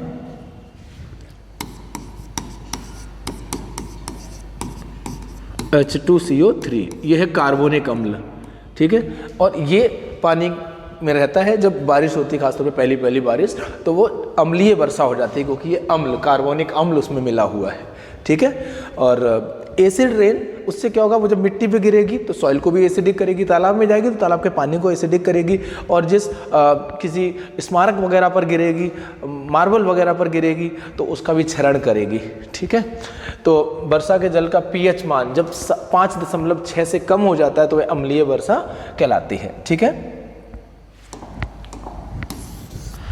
नेक्स्ट, मिट्टी का pH, जैसा कि मैंने बताया, अच्छी उपज के लिए पौधों को एक विशिष्ट pH परास की आवश्यकता होती है। यदि किसी स्थान की मिट्टी का pH बहुत कम या बहुत अधिक हो जाता है तो फिर वो अच्छे से वहाँ पर पौधे की ग्रोथ नहीं होती है। बोर्ड में ये पूछा जाएगा आपसे कि अगर मिट्टी की pH बहुत कम हो गई अम्लीय वर्षा के कारण, जैसे अम्लीय वर्षा होती रही तो मिट्टी भी अम्लीय हो जाएगी, उस अम्लीय मिट्टी में अच्छे से पौधे उग नहीं पाएंगे, तब आप क्या करेंगे, तो हम उस मिट्टी में चूना पीस कर मिला देंगे, बौछार कर देंगे। चूना कैसा होता है, क्षारीय होता है, तो चूने को जब आप पीस देंगे पाउडर की फॉर्म में, जब हम बिखेर देंगे तो क्या हो जाएगा, वो मिट्टी में मिल जाएगा, और मिट्टी का जो अम्लीय प्रकृति हो गई थी अम्लीय वर्षा के कारण, वो उस चूना से मिलने के कारण फिर उदासीन हो जाएगी, फिर से वो ठीक हो जाएगी और अच्छे से आप पौधे फिर उस पर उगा पाएंगे। ओके, चूना यानी कि CaO पीस कर मिला सकते हैं, या CaCO3 पीस कर मिला सकते हैं, या CaOH का होल ट्वाइस भी जो है मिलाया जा सकता है मिट्टी में। ठीक है, कैल्शियम कार्बोनेट, कैल्शियम हाइड्रोक्साइड या कैल्शियम ऑक्साइड मिला सकते हैं आप। नेक्स्ट हमारे बारे में कहा गया है हमारे पाचन तंत्र का पीएच। जैसे हमारी बॉडी में भी आप अभी बायोलॉजी अगर चैप्टर पढ़ चुके हैं तो अच्छी बात है, नहीं पढ़ा है तो आगे आप पढ़ेंगे, और हमारी इस सीरीज़ में भी आपको पढ़ने को मिलेगा कि जब हमारा फूड जो हम खा लेते हैं तो उसका जब डाइजेशन होता है तो स्टमक में, हमारे पेट में जो पीएच होती है वो 7 से कम होती है। 7 पीएच न्यूट्रल होता है, उदासीन होता है। ठीक है, 7 से कम होती है क्योंकि पेट में जो एंजाइम्स होते हैं वो लेस पीएच पर, लो पीएच पर अच्छे से काम कर पाते हैं, डाइजेशन अच्छे से कर पाते हैं। और फिर उससे आगे इंटेस्टाइन में, आंत में जब भोजन आगे बढ़ता है तो वहाँ पर पीएच बढ़नी होती है। पीएच जब बढ़ जाती है तब अच्छे से काम हो पाता है और अच्छे से डाइजेशन हो पाता है। ठीक है, तो हमारा जो उदर है, स्टोमक है, हाइड्रोक्लोरिक अम्ल उत्पन्न करता है जो भोजन के पाचन में सहायक होता है। कभी कभी क्या होता है कि हाइड्रोक्लोरिक अम्ल ज़्यादा उत्पन्न हो गया, जैसे आप दावत वगैरह में जाते हैं तो फिर उधर पे कुछ पता नहीं रहता, आप कुछ भी खा लेते हैं, कितना भी खा लेते हैं, तो ज़्यादा HCl उत्पन्न हो जाएगा तो हमारे पेट में क्या हो जाएगा, एसिडिटी हो जाएगी, एसिड ज़्यादा रिलीज हो गया। अब उस एसिड को हम कैसे सही कर सकते हैं? तो बहुत सारे लोग बोलते हैं सोडा खा लो, है ना, खाने का सोडा। वॉशिंग सोडा अलग होता है, बेकिंग सोडा अलग होता है। तुम खाने वाला सोडा बेकिंग सोडा खा लेते हैं। बेकिंग सोडा आप खाएंगे तो बेकिंग सोडा क्षारीय होता है और आपके पेट में क्या है, अम्ल है। तो क्षार और अम्ल आपस में एक दूसरे को कैंसिल आउट कर देते हैं, दोनों का प्रभाव कैंसिल आउट हो जाता है और आपको आराम मिल जाती है। पर प्रॉब्लम है उसमें, मान लो आपने सोडा ज़्यादा खा लिया, अब डॉक्टर तो है नहीं, 1 चम्मच की जगह 2 चम्मच खा लिया तो फिर ज़्यादा हो जाएगा। फिर जब ज़्यादा जो है सोडा आपने खा लिया तो पेट और ज़्यादा अम्ल निकालेगा तो और प्रॉब्लम होगी। तो वहाँ पर आपको खुद डॉक्टर नहीं बनना है। एक वो इनो का पैकेट आता है ना, तो उसमें भी क्या होता है, सोडियम बाइकार्बोनेट मिला रहता है। ठीक है, तो वो क्या करता है, वही खाने के सोडे में जो होता है और थोड़ा फ्लेवर और मिला रहता है तो वो अलग लगता है, थोड़ा सा टेस्टी लगता होगा मेरे ख्याल से, मैंने कभी यूज़ नहीं किया। तो उसको जब आप खाएंगे तो वो हो सकता है टेस्टी लगे, बट उसमें जो बेकिंग सोडा है ना, वो क्या करेगा, वो आपके एसिड को जो स्टमक में है उसको न्यूट्रलाइज करेगा, उदासीन करेगा। ठीक है, पर जब आप डॉक्टर के पास जाएंगे तो वो क्या करता है, वो आपको मिल्क ऑफ मैग्नीशिया देता है, MgOH का होल ट्वाइस।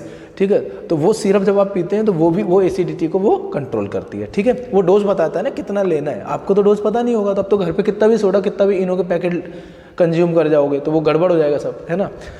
तो हमारे पेट में अगर ज़्यादा एसिड रिलीज हो जाता है तो एसिडिटी हो जाती है। ठीक है, अपच की स्थिति में उदर अधिक मात्रा में अम्ल उत्पन्न करता है, जिसके कारण उदर में दर्द व जलन का अनुभव हो जाता है।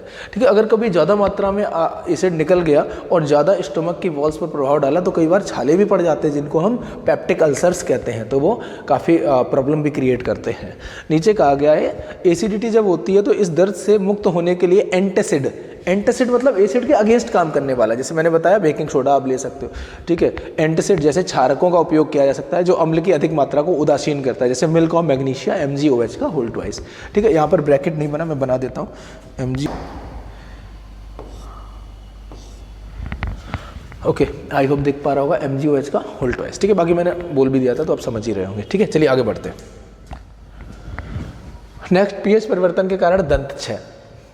अब बहुत बार क्या होता है कि हम लोग मॉर्निंग में उठ के तो ब्रश करते हैं, है ना, रेडी होते स्कूल के लिए और जो भी, पर शाम के टाइम खाना खाने के बाद ऐसे पानी वानी पिया और बस सो गए, अपना पढ़ने के बाद सो गए या ऐसे ही सो गए, जो भी है। बट जनरली बहुत सारे लोग मोस्टली शाम को ब्रश नहीं करते। प्रॉब्लम क्या होती है उससे कि आपने खाना खा लिया, पानी पी लिया, ठीक है, तो बड़े बड़े जो क्रम्स थे, टुकड़े थे खाने के, वो तो पानी के साथ चले गए, पर जो छोटे छोटे टुकड़े थे जो दांतों के बीच में फंसे रह गए, वो नहीं गए पानी के साथ, वो दांतों के बीच में रह गए। अब रात में क्या होगा, एयर के साथ जो बैक्टीरिया आपके माउथ में प्रेजेंट रहेंगे, वो बैक्टीरिया उन फूड पार्टिकल्स को, जो भोजन के छोटे छोटे कण जो आपके दांतों के बीच में फंसे रह गए हैं, उनको डिकम्पोज करेंगे, उनका विघटन करेंगे और एसिड प्रोड्यूस करेंगे, अम्ल उत्पन्न करेंगे। और वो अम्ल क्या करेगा, वो आपके दांत की इनेमल को ख़राब करेगा। दांत की इनेमल जो होती है वो क्षारीय प्रकृति की होती है, और अम्ल जो उत्पन्न किया बैक्टीरिया ने, ठीक है, वो उस क्षार को डिसॉल्व कर लेगा न्यूट्रलाइज करके। तो धीरे धीरे आपके दांत जो हैं वो वहाँ पर लेयर कमज़ोर होने लग जाएगी, गड्ढा होने लग जाएगा, कैविटी हो जाएगी। तो ये प्रॉब्लम है। इसलिए हमको डेली सुबह और शाम को ब्रश करना चाहिए। और ब्रश कैसे, टूथपेस्ट के साथ, टूथपेस्ट या जो भी आप टूथ पाउडर यूज़ करते हो, ठीक है, उसमें खास बात क्या होती है, जो टूथपेस्ट या टूथ पाउडर होते हैं वो क्षारीय प्रकृति के होते हैं, बेसिक होते हैं। तो जब आप ब्रश करते हैं तो आपके माउथ में देखो बैक्टीरिया तो रहेंगे ही रात में, है ना, तो वो जो आपके फूड पार्टिकल थोड़े बहुत अगर रह जाते हैं तो एसिड प्रोड्यूस करेंगे। अगर आपने ब्रश अच्छे से कर लिया रात शाम को खाने के बाद तो फिर तो अच्छी बात है, रह नहीं जाएंगे पार्टिकल। पर अगर थोड़े बहुत रह गए तो आप जब ब्रश मॉर्निंग में करेंगे तो वो जो क्षारीय प्रकृति वाला टूथपेस्ट आप यूज कर रहे हो ना, वो उस एसिड को न्यूट्रलाइज कर देता है। इसलिए ज़रूरी है कि सुबह और शाम को 2 बार ब्रश किया जाए, ताकि जो एसिड उत्पन्न हुआ है आपके माउथ में अगर होता है तो उसको न्यूट्रलाइज किया जा सके। पहले तो कोशिश ये करें कि खाना खाने के बाद ब्रश करके ही सोएं, ठीक है। और मॉर्निंग में तो करते ही होंगे जनरली सभी लोग, ठीक है। तो इस बात का ध्यान रखेंगे। दांतों का जो इनेमल होता है वो कैल्शियम फॉस्फेट का बना होता है, ठीक है। कैल्शियम फॉस्फेट यानी कि Ca3PO4 का होल ट्वाइस, ठीक है। तो ये बेसिक होता है, क्षारीय होता है, काफ़ी कठोर होता है, लेकिन उसके बावजूद जो अम्ल प्रोड्यूस करते हैं बैक्टीरिया वो इसको डिसॉल्व कर लेते हैं और धीरे धीरे दांत की लेयर पतली होने लग जाती है, फिर गड्ढा होने लग जाता है, ठीक है। तो जो लोग चॉकलेट वगैरह बहुत खा के ऐसे सो जाते हैं, टॉफ़ी चॉकलेट बच्चे लोग, उनके दांत में फिर गड्ढा होने लग जाता है ना। और फिर गड्ढा हो जाएगा तो प्रॉब्लम होगी, गड्ढे में भोजन के कण और फंसे रह जाएंगे, फिर और एसिड प्रोड्यूस होगा, फिर और दांत में गड्ढा गहरा होता जाएगा, फिर वो कतई खत्म ही हो जाता है ना। तो इस बात का ध्यान रखना होगा, ठीक है। तो पीएच अगर हमारे माउथ में 5.5 से कम हो जाती है तो दांत में फिर समझ लीजिए कि माउथ में एसिड ज़्यादा रिलीज हो रहा है और वो दांतों को ख़राब करेगा। इस बात का आपको ध्यान रखना है। तो दंत मंजन को नियमित तौर पर इस्तेमाल करना है, ठीक है। पशुओं एवं पौधों द्वारा उत्पन्न रसायनों से आत्मरक्षा, ठीक है। आपने देखा होगा बहुत बार जो आपको चींटे या फिर चींटी काट लेती है या फिर मधुमक्खी काट लेती है, तो बेसिकली होता क्या, उसको लगता है कि आप उसको नुकसान पहुंचाने वाले हो, तो वो आती है और आपको डंक चुभो देती है, तो वो अपने स्टिंग के द्वारा एसिड रिलीज कर देती है आपकी बॉडी में, ठीक है। और फिर उससे क्या होता है, आपको काफ़ी पेन और इरिटेशन होता है, काफ़ी जलन होती है और वो फूल भी जाता है बहुत बार। तो अब आप क्या करोगे ऐसी स्थिति में, बताइए क्या करेंगे। तो बहुत सारे लोग क्योंकि यूपी बोर्ड के बच्चों से मैं डायरेक्ट इंटरेक्ट कर रहा हूँ, बात कर रहा हूँ, तो बहुत सारे लोग जो गांव से जुड़े होंगे वो कुछ कॉमन जो एग्जांपल्स होते हैं गांव से जुड़े हुए वो यहाँ पर बता सकते हैं। जैसे बहुत सारे लोग क्या करते हैं, अगर मधुमक्खी काट लेती है, ठीक है, या बर्रिया काट लेती है या फिर चींटे वगैरह काट लेते हैं, तो बहुत इरिटेशन तो होता ही है, क्योंकि वो क्या करते हैं, हमारी बॉडी में एसिड अम्ल छोड़ देते हैं। कौन सा अम्ल, फॉर्मिक अम्ल, जिसको हम मिथेनॉइक अम्ल भी कहते हैं, फॉर्मूला HCOOH, ठीक है, सारे लेटर्स बड़े। तो क्या करते हैं, मैंने क्या बताया, तो जो गांव से जुड़े हुए लोग होंगे वो जानते होंगे कि वो यहाँ पर हंसिया ऐसे रगड़ते हैं, हंसिया रगड़ते हैं, ऐसे मतलब यहाँ पे काट लिया मधुमक्खी ने तो यहाँ पर हंसिया रगड़ेंगे। अब उनसे पूछा जाए हंसिया क्यों रगड़ते हैं, सोचिए हंसिया क्यों रगड़ते हैं। क्योंकि हंसिया क्या है, मेटल से बना हुआ है, धातु से बना हुआ है, और धातु अपने आसपास वायुमंडल में मौजूद ऑक्सीजन से क्रिया कर ही लेगी, ठीक है। कुछ बहुत जल्दी करती है, कुछ धीरे धीरे करती है, बट अपनी सतह पर क्या बना लेंगे, धातु के ऑक्साइड बना लेंगे। और धातु का ऑक्साइड कैसा होता है, क्षारीय। वो क्षारीय पदार्थ जब उस स्किन से ऐसे रगड़ेंगे हम लोग, तो उसका कुछ अंश अम्ल के साथ क्रिया करके उसको न्यूट्रलाइज करेगा और हमको थोड़ा आराम मिलेगा। पूरी तौर पर तो नहीं, बट कुछ हद तक आराम मिलता है। तो अब आप क्या करेंगे, इसका मतलब ये नहीं हमेशा हंसिया ही रगड़ने लग जाएंगे जैसे आपको चींटी या फिर मधुमक्खी काटेगी। आप क्या करेंगे, घर में मौजूद बेकिंग सोडा पानी में अच्छे से घुलता नहीं, लेकिन बेकिंग सोडा लेंगे हथेली पर, पानी थोड़ा मिलाएंगे, ऐसे पेस्ट जैसा थोड़ा थोड़ा बना लेंगे उसका, ठीक है। जितना डिजॉल्व होता है, आसानी से डिजॉल्व नहीं होता, मैं बता रहा हूँ। बेकिंग सोडा पानी में मिलाएंगे, जितना डिजॉल्व हो जाए, ठीक, उसको आप रगड़ लेंगे। जैसे मतलब यहाँ पे काटा तो यहाँ पर अच्छे से उसको ऐसे लगा लेंगे। इससे क्या होगा, वो जो है हमारा पेनिट्रेट करता हुआ, स्किन को पेनिट्रेट करता हुआ, स्किन को पार करता हुआ वो चला जाएगा अंदर और अम्ल को न्यूट्रलाइज कर देगा। क्योंकि क्षारक अम्ल को क्या करता है, न्यूट्रलाइज करता है। क्षारक और अम्ल एक दूसरे के अपोजिट बिहेव करते हैं, ओके। इससे आपको आराम मिल जाएगा, ठीक है। ऐसा ही नेटल नाम का पौधा भी किया करता है, जैसा कि हमने आपको पीछे बताया। अगला टॉपिक है साधारण नमक NaCl।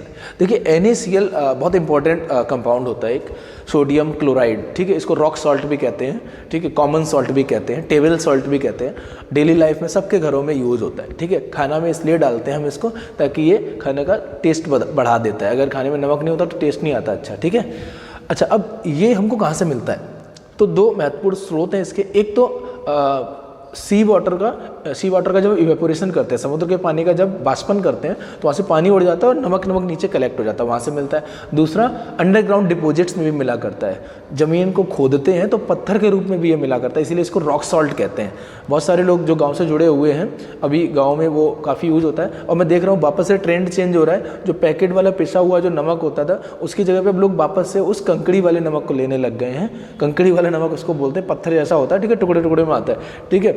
तो उसकी वजह ये है कि जब उसको प्योरीफाई करके पाउडर की फॉर्म में सफ़ेद बिल्कुल क्लीन पाउडर के रूप में लाते हैं, तो केमिकल ट्रीटमेंट होता है, केमिकल प्रोसेस के द्वारा मिलता है, तो वो फिर केमिकल्स के उपयोग करके बनाया गया तो आपको काफ़ी नुकसान भी पहुंचा सकता है।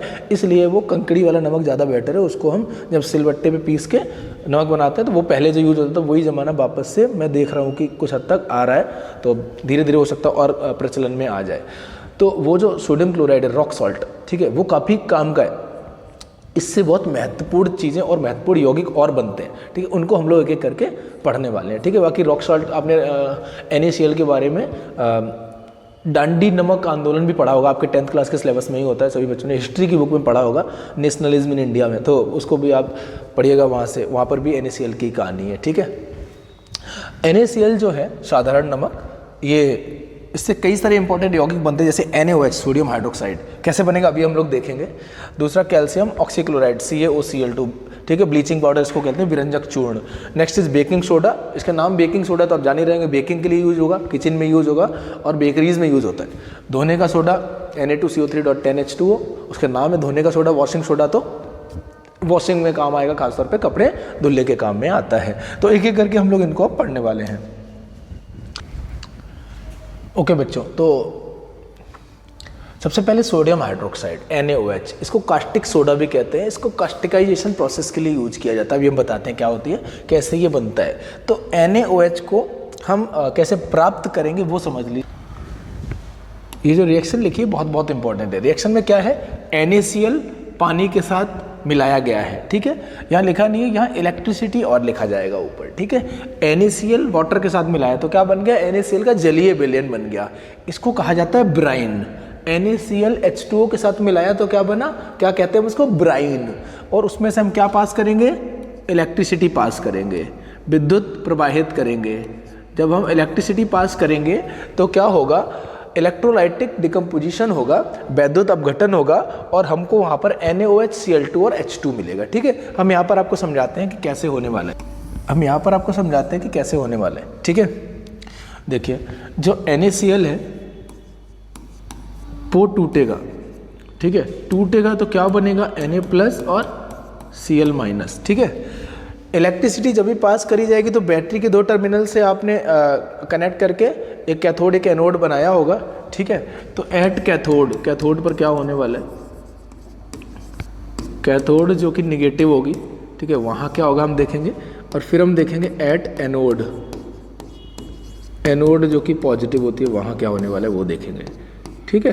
तो कैथोड निगेटिव है, वहाँ कौन सी आयन जाएगी, प्लस वाली। निगेटिव पे कौन जाएगा, प्लस वाला। और प्लस पे कौन जाएगा, माइनस वाला, ठीक है। तो निगेटिव इलेक्ट्रोड पर कौन जाएगी, Na+, ठीक है। Na+ वहाँ पर इलेक्ट्रॉन को खुद में जोड़कर Na बन जाएगा। अब Na बहुत रिएक्टिव होता है, यहाँ वाटर भी है, ठीक है। तो Na वाटर से रिएक्ट करके क्या करेगा, जल से रिएक्ट करके क्या करेगा, NaOH बनाएगा और H2 बनाएगा। वहीं एनोड पर क्या होगा, जो Cl नेगेटिव आयनें हैं वो आएंगी, Cl नेगेटिव आयनें अपना इलेक्ट्रॉन निकालकर Cl बन जाएंगे और Cl मिलकर Cl2 बन जाएगा। ओके, तो यहाँ पर 2 इंपॉर्टेंट चीज़ें, एक तो ये कि NaOH और H2 कहाँ बना, कैथोड पर, और Cl2 कहाँ बनेगी, एनोड पर, ठीक है। ये इंपॉर्टेंट चीज़ है, आप ध्यान रखेंगे इसका, ठीक है। NaOH और H2 कैथोड पर बना, कैसे बना मैंने आपको बताया, और एनोड पर ये होगा, ठीक है। तो NaCl आपका टूटा, इस तरीके से 2 आयंस बनी, प्लस आयन नेगेटिव वाले पर गई, नेगेटिव वाली आयन प्लस पर गई, ठीक है। और इस तरीके से प्लस वाली आयन इलेक्ट्रॉन को जोड़कर चार्ज खत्म हो जाएगा उसका, जो कि वाटर के साथ रिएक्ट करेगा सोडियम, और ये होगा, ठीक है। और Cl नेगेटिव इस तरीके से इलेक्ट्रॉन निकालकर Cl बनेगी, Cl और Cl मिलकर Cl2 बनेगा, ठीक है। अब इस रिएक्शन को क्लोर क्षार प्रक्रिया कहते हैं, इंग्लिश में क्लोर एल्कली प्रोसेस कहते हैं। क्लोर एल्कली प्रोसेस क्यों कहते हैं, क्योंकि इसमें क्लोरीन बनना है और एल्कली बनना है, ठीक है। तो जब हम सोडियम क्लोराइड के जलीय विलयन में विद्युत प्रवाहित करते हैं तो विद्युत अपघटन होता है और NaOH के साथ H2 और Cl2 बनता है, क्योंकि इस अभिक्रिया में एक एल्कली, एक क्षार NaOH बन रहा है, साथ में Cl2 क्लोरीन गैस बन रही है, इसलिए इसको क्लोर क्षार अभिक्रिया क्लोर एल्कली प्रोसेस कहते हैं। ओके, अब यहाँ पर कितनी चीज़ें बनी, NaOH, H2 और Cl2। तो फिर जो NaOH, H2 और Cl2 बना है तो वो H2 का क्या काम होता है, Cl2 का क्या काम होता है, ठीक है। उसके बाद H2 और Cl2 से मिला के HCl बनता है, उसका क्या उपयोग होता है हमारे लिए, NaOH का क्या उपयोग होता है, ठीक है। ये सारी चीज़ें एक एक करके आपको बताई गई, अभी हम लोग देखते हैं, ठीक है।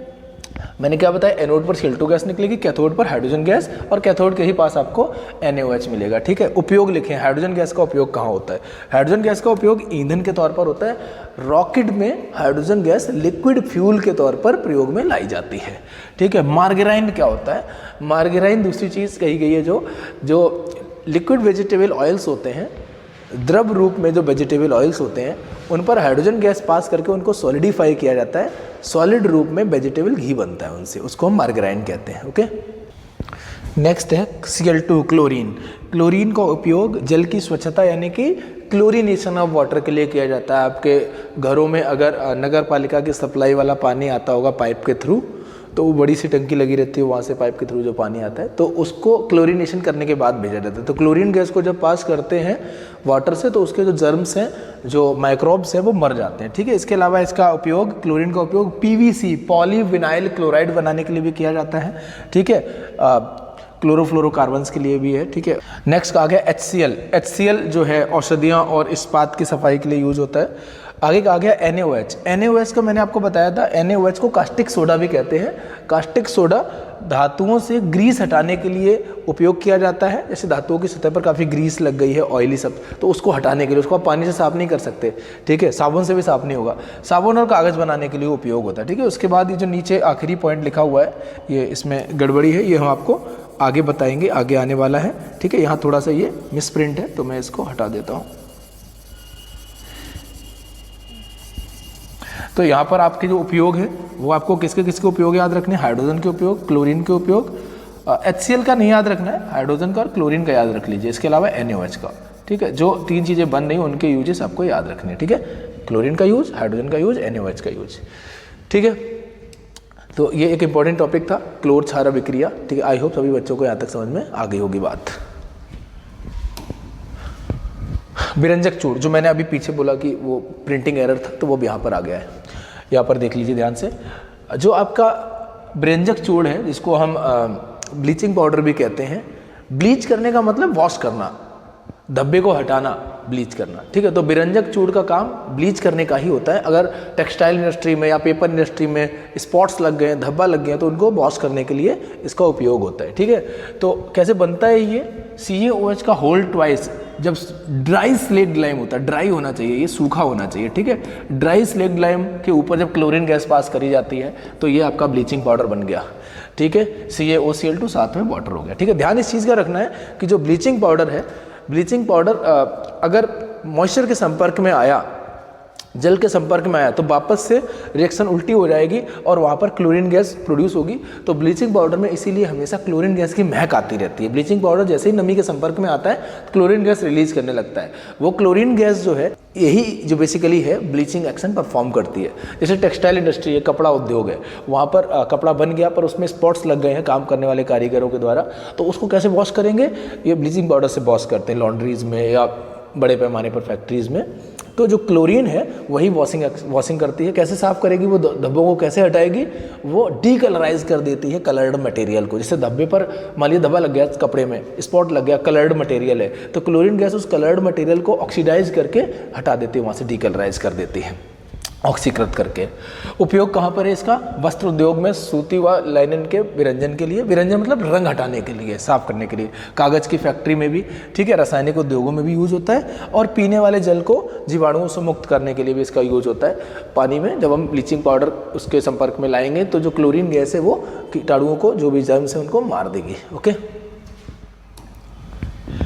Next baking soda, sodium hydrogen carbonate या सोडियम बाइकार्बोनेट भी इसको कहते हैं। कैसे बनता है ये रिएक्शन बहुत इंपॉर्टेंट है, सभी बच्चे ध्यान से देख लें। NaCl, water, carbon dioxide, ammonia, ठीक है। तो ये थोड़ा सा चार चीज़ें, इसको आप याद रख लें, इंपॉर्टेंट है। और मेरे ख्याल से यही सबसे लंबी रिएक्शन है इस चैप्टर की, इतनी लंबी रिएक्शन कोई है नहीं, इसको आप याद कर लीजिए, ठीक है। सॉल्ट है NaCl, water, carbon dioxide, ammonia, ये मिलकर NH4Cl बनता है और NaHCO3 बनता है। NH4Cl अमोनियम क्लोराइड जो कि आपके काम का नहीं है, NaHCO3 जो है वही आपके काम का है जिसको आप पढ़ रहे हो, सोडियम बाइकार्बोनेट बेकिंग सोडा बन गया है। ठीक है, ये दुर्बल क्षारक होता है, इसको आप खाने में भी यूज़ करते हैं। अगर प्रबल होता तो आप खा थोड़ी ना पाते, प्रबल अम्ल या प्रबल क्षारक आप कंज्यूम नहीं कर सकते। ठीक है, पर इसको खाने में यूज किया जाता है। अच्छा, खाने में क्यों यूज करते हैं इसको? खाना पकाते समय गर्म करने पर इसमें निम्न अभिक्रिया होती है। जब आप इसको मिला देते हैं, जैसे आपने केक बनाना है, पेस्ट्री बनानी है, ठीक है, ब्रेड बनाना है, ठीक है, तो उसमें इसको मिला दिया जाता है। जब ये गर्म होता है तो ये ब्रेक डाउन होकर CO2 गैस उत्पन्न करता है। जो CO2 गैस है, जैसे आप केक बना रहे हैं, ठीक है, उसमें आपने बेकिंग सोडा डाल दिया, गर्म जब करेंगे उसको, जब भी, मतलब मेरे को केक बनाने की प्रोसेस नहीं पता, बट उसमें इसका यूज़ होता है। जब गर्म करेंगे तो CO2 गैस निकलेगी, वो उस मटेरियल से होकर गुजरेगी और उस मटेरियल को पुलपुला बनाते चली जाएगी, फ्लफी बनाते चली जाएगी। इसीलिए केक पुलपुली होती है। हार्ड होगी तो फिर बहुत मुश्किल से काट पाओगे आप उसको। तो ब्रेड, डबल रोटी, ये सब जहाँ पर भी बनती हैं तो इसका यूज़ बेकिंग सोडा का वहाँ पर होता है। बेकिंग सोडा ब्रेक डाउन होकर गर्म करने पर टूटता है और CO2 गैस उत्पन्न करता है, और CO2 गैस उस मटेरियल को फ्लफी यानी पुलपुला बनाती हुई चली जाती है और वो फिर हम आसानी से खा पाते हैं। ठीक है, तो इसके अलावा ये एक एंटासिड भी है। जैसे मैंने अभी आपको बताया था, अगर आपके पेट में ज़्यादा HCl रिलीज हो गया है तो आप एंटासिड के तौर पर इसका उपयोग कर सकते हैं और ये आपको आराम देगा। ठीक है, इसका यूज़ सोडा अम्ल अग्निशामक में भी किया जाता है। सोडा एसिड फायर एक्सटिंग्विशर क्या होता है? जैसे आपने देखा होगा आपके स्कूल वगैरह में या कई जगहों पर रेड कलर के सिलेंडर्स लटके होंगे आग बुझाने के लिए। ठीक है, तो ऐसे ही सोडा अम्ल अग्निशामक भी होता है। उसमें क्या होता है, एक सिलेंडर होता है, उसके भीतर एक कंटेनर में एसिड रहता है और नीचे सोडा रहता है। ठीक है, या नीचे एसिड रहता है, ऊपर सोडा रहता है। तो अल्टीमेटली वो दो चीज़ें रहती हैं अलग अलग। जब कहीं आग लगती है तो उनको अच्छे से मिला दिया जाता है और रिएक्शन होती है। उस रिएक्शन में क्या होता है, जो एसिड है और जो सोडा है, ये वाला सोडा, ये आपस में क्रिया करते हैं और ये क्या है, सोडियम बाइकार्बोनेट। तो कभी भी धातु का कार्बोनेट या धातु का हाइड्रोजन कार्बोनेट अम्ल के साथ क्रिया करता है तो क्या बनता है, सॉल्ट, कार्बन डाइऑक्साइड, वाटर। और जो CO2 गैस है वो एक पाइप के थ्रू निकलती है और उसको हम आग पर ले जाते हैं और आग बुझ जाती है। ठीक है, तो इस प्रकार ये सोडा एसिड फायर एक्सटिंग्विशर में यूज होता है। नेक्स्ट, धोने का सोडा, कपड़े धोने का जो सोडा है उसका फॉर्मूला Na2CO3.10H2O है। ठीक है, कैसे बनेगा? जो आपका Na2CO3 होता है उसमें जब हम 10 मॉलिक्यूल्स वाटर के मिला देते हैं तो ये ऐसे बन जाता है। अच्छा, अभी Na2CO3 कैसे बनेगा, वापस जाके देखो इस रिएक्शन में, देखिए NaHCO3 जो है वो टूटा तो ये बना यहाँ पर।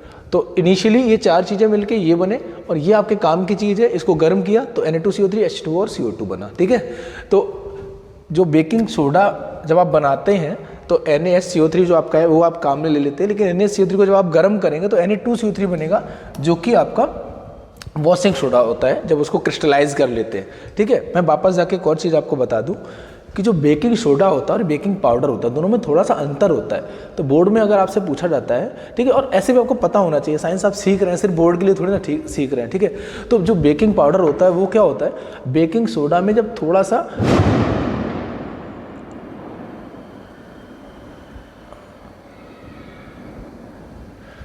बेकिंग पाउडर होता है वो क्या होता है, बेकिंग सोडा में जब थोड़ा सा एडिबल एसिड मिला दिया जाता है, जैसे टार्टरिक एसिड। यानी बेकिंग सोडा में जब कोई भी हम खाने योग्य एसिड मिला दें, माइल्ड सा, स्ट्रॉन्ग एसिड नहीं मिला देना वरना पता चले खाने वाले का काम हो जाए, माइल्ड एसिड मिला देते हैं, जैसे कि टार्टरिक एसिड है। ठीक है, इस तरीके का कोई एसिड मिला दिया तो वो बेकिंग सोडा और mild acid like tartaric acid का जो मिक्सचर है उसको हम बेकिंग पाउडर कहते हैं। ओके, हाँ, वापस आते हैं। तो ये कैसे मिलेगा Na2CO3 आपको पीछे बता दिया गया। उसमें 10 वाटर मॉलिक्यूल्स ये अपने से जोड़कर क्रिस्टलाइज होता है, क्रिस्टल के रूप में वॉशिंग सोडा ये रहता है। ठीक है, इसका उपयोग कहाँ होता है, कांच उद्योग में, साबुन उद्योग में, कागज उद्योग में। ठीक है, बोरेक्स बनाने के लिए, घर में साफ सफाई के लिए, कपड़े धुलने के लिए वॉशिंग सोडा का यूज होता है। ये वो बताने की कोई बात नहीं, आप सब जानते हैं।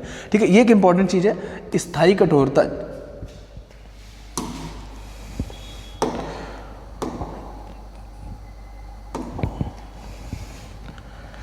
ये एक इंपॉर्टेंट चीज़ है, जल की स्थायी कठोरता। और ये एक इंपॉर्टेंट पॉइंट, जल की स्थायी कठोरता को हटाने के लिए, ठीक है, जल की स्थायी कठोरता को हटाने के लिए इसका उपयोग होता है। अब जल में कठोरता कैसे आती है, जल में जब कभी भी क्लोराइड सॉल्ट या सल्फेट सॉल्ट्स मिले होते हैं तो वो जो जल है उसको आप वॉशिंग के लिए अच्छे से यूज़ नहीं कर सकते, तो वो अच्छे से वॉशिंग वहाँ पर हो ही नहीं पाएगी। तो उसमें फिर हमें सोडियम कार्बोनेट डेकाहाइड्रेट यानी कि वॉशिंग सोडा मिलाना पड़ता है, जो कि वाटर की परमानेंट हार्डनेस को हटा देता है। वाटर की हार्डनेस को, कठोरता को हटाने के लिए हम इसका उपयोग करते हैं। ठीक है बच्चों, तो आई होप आप समझ गए होंगे यहाँ तक। नेक्स्ट, प्लास्टर ऑफ,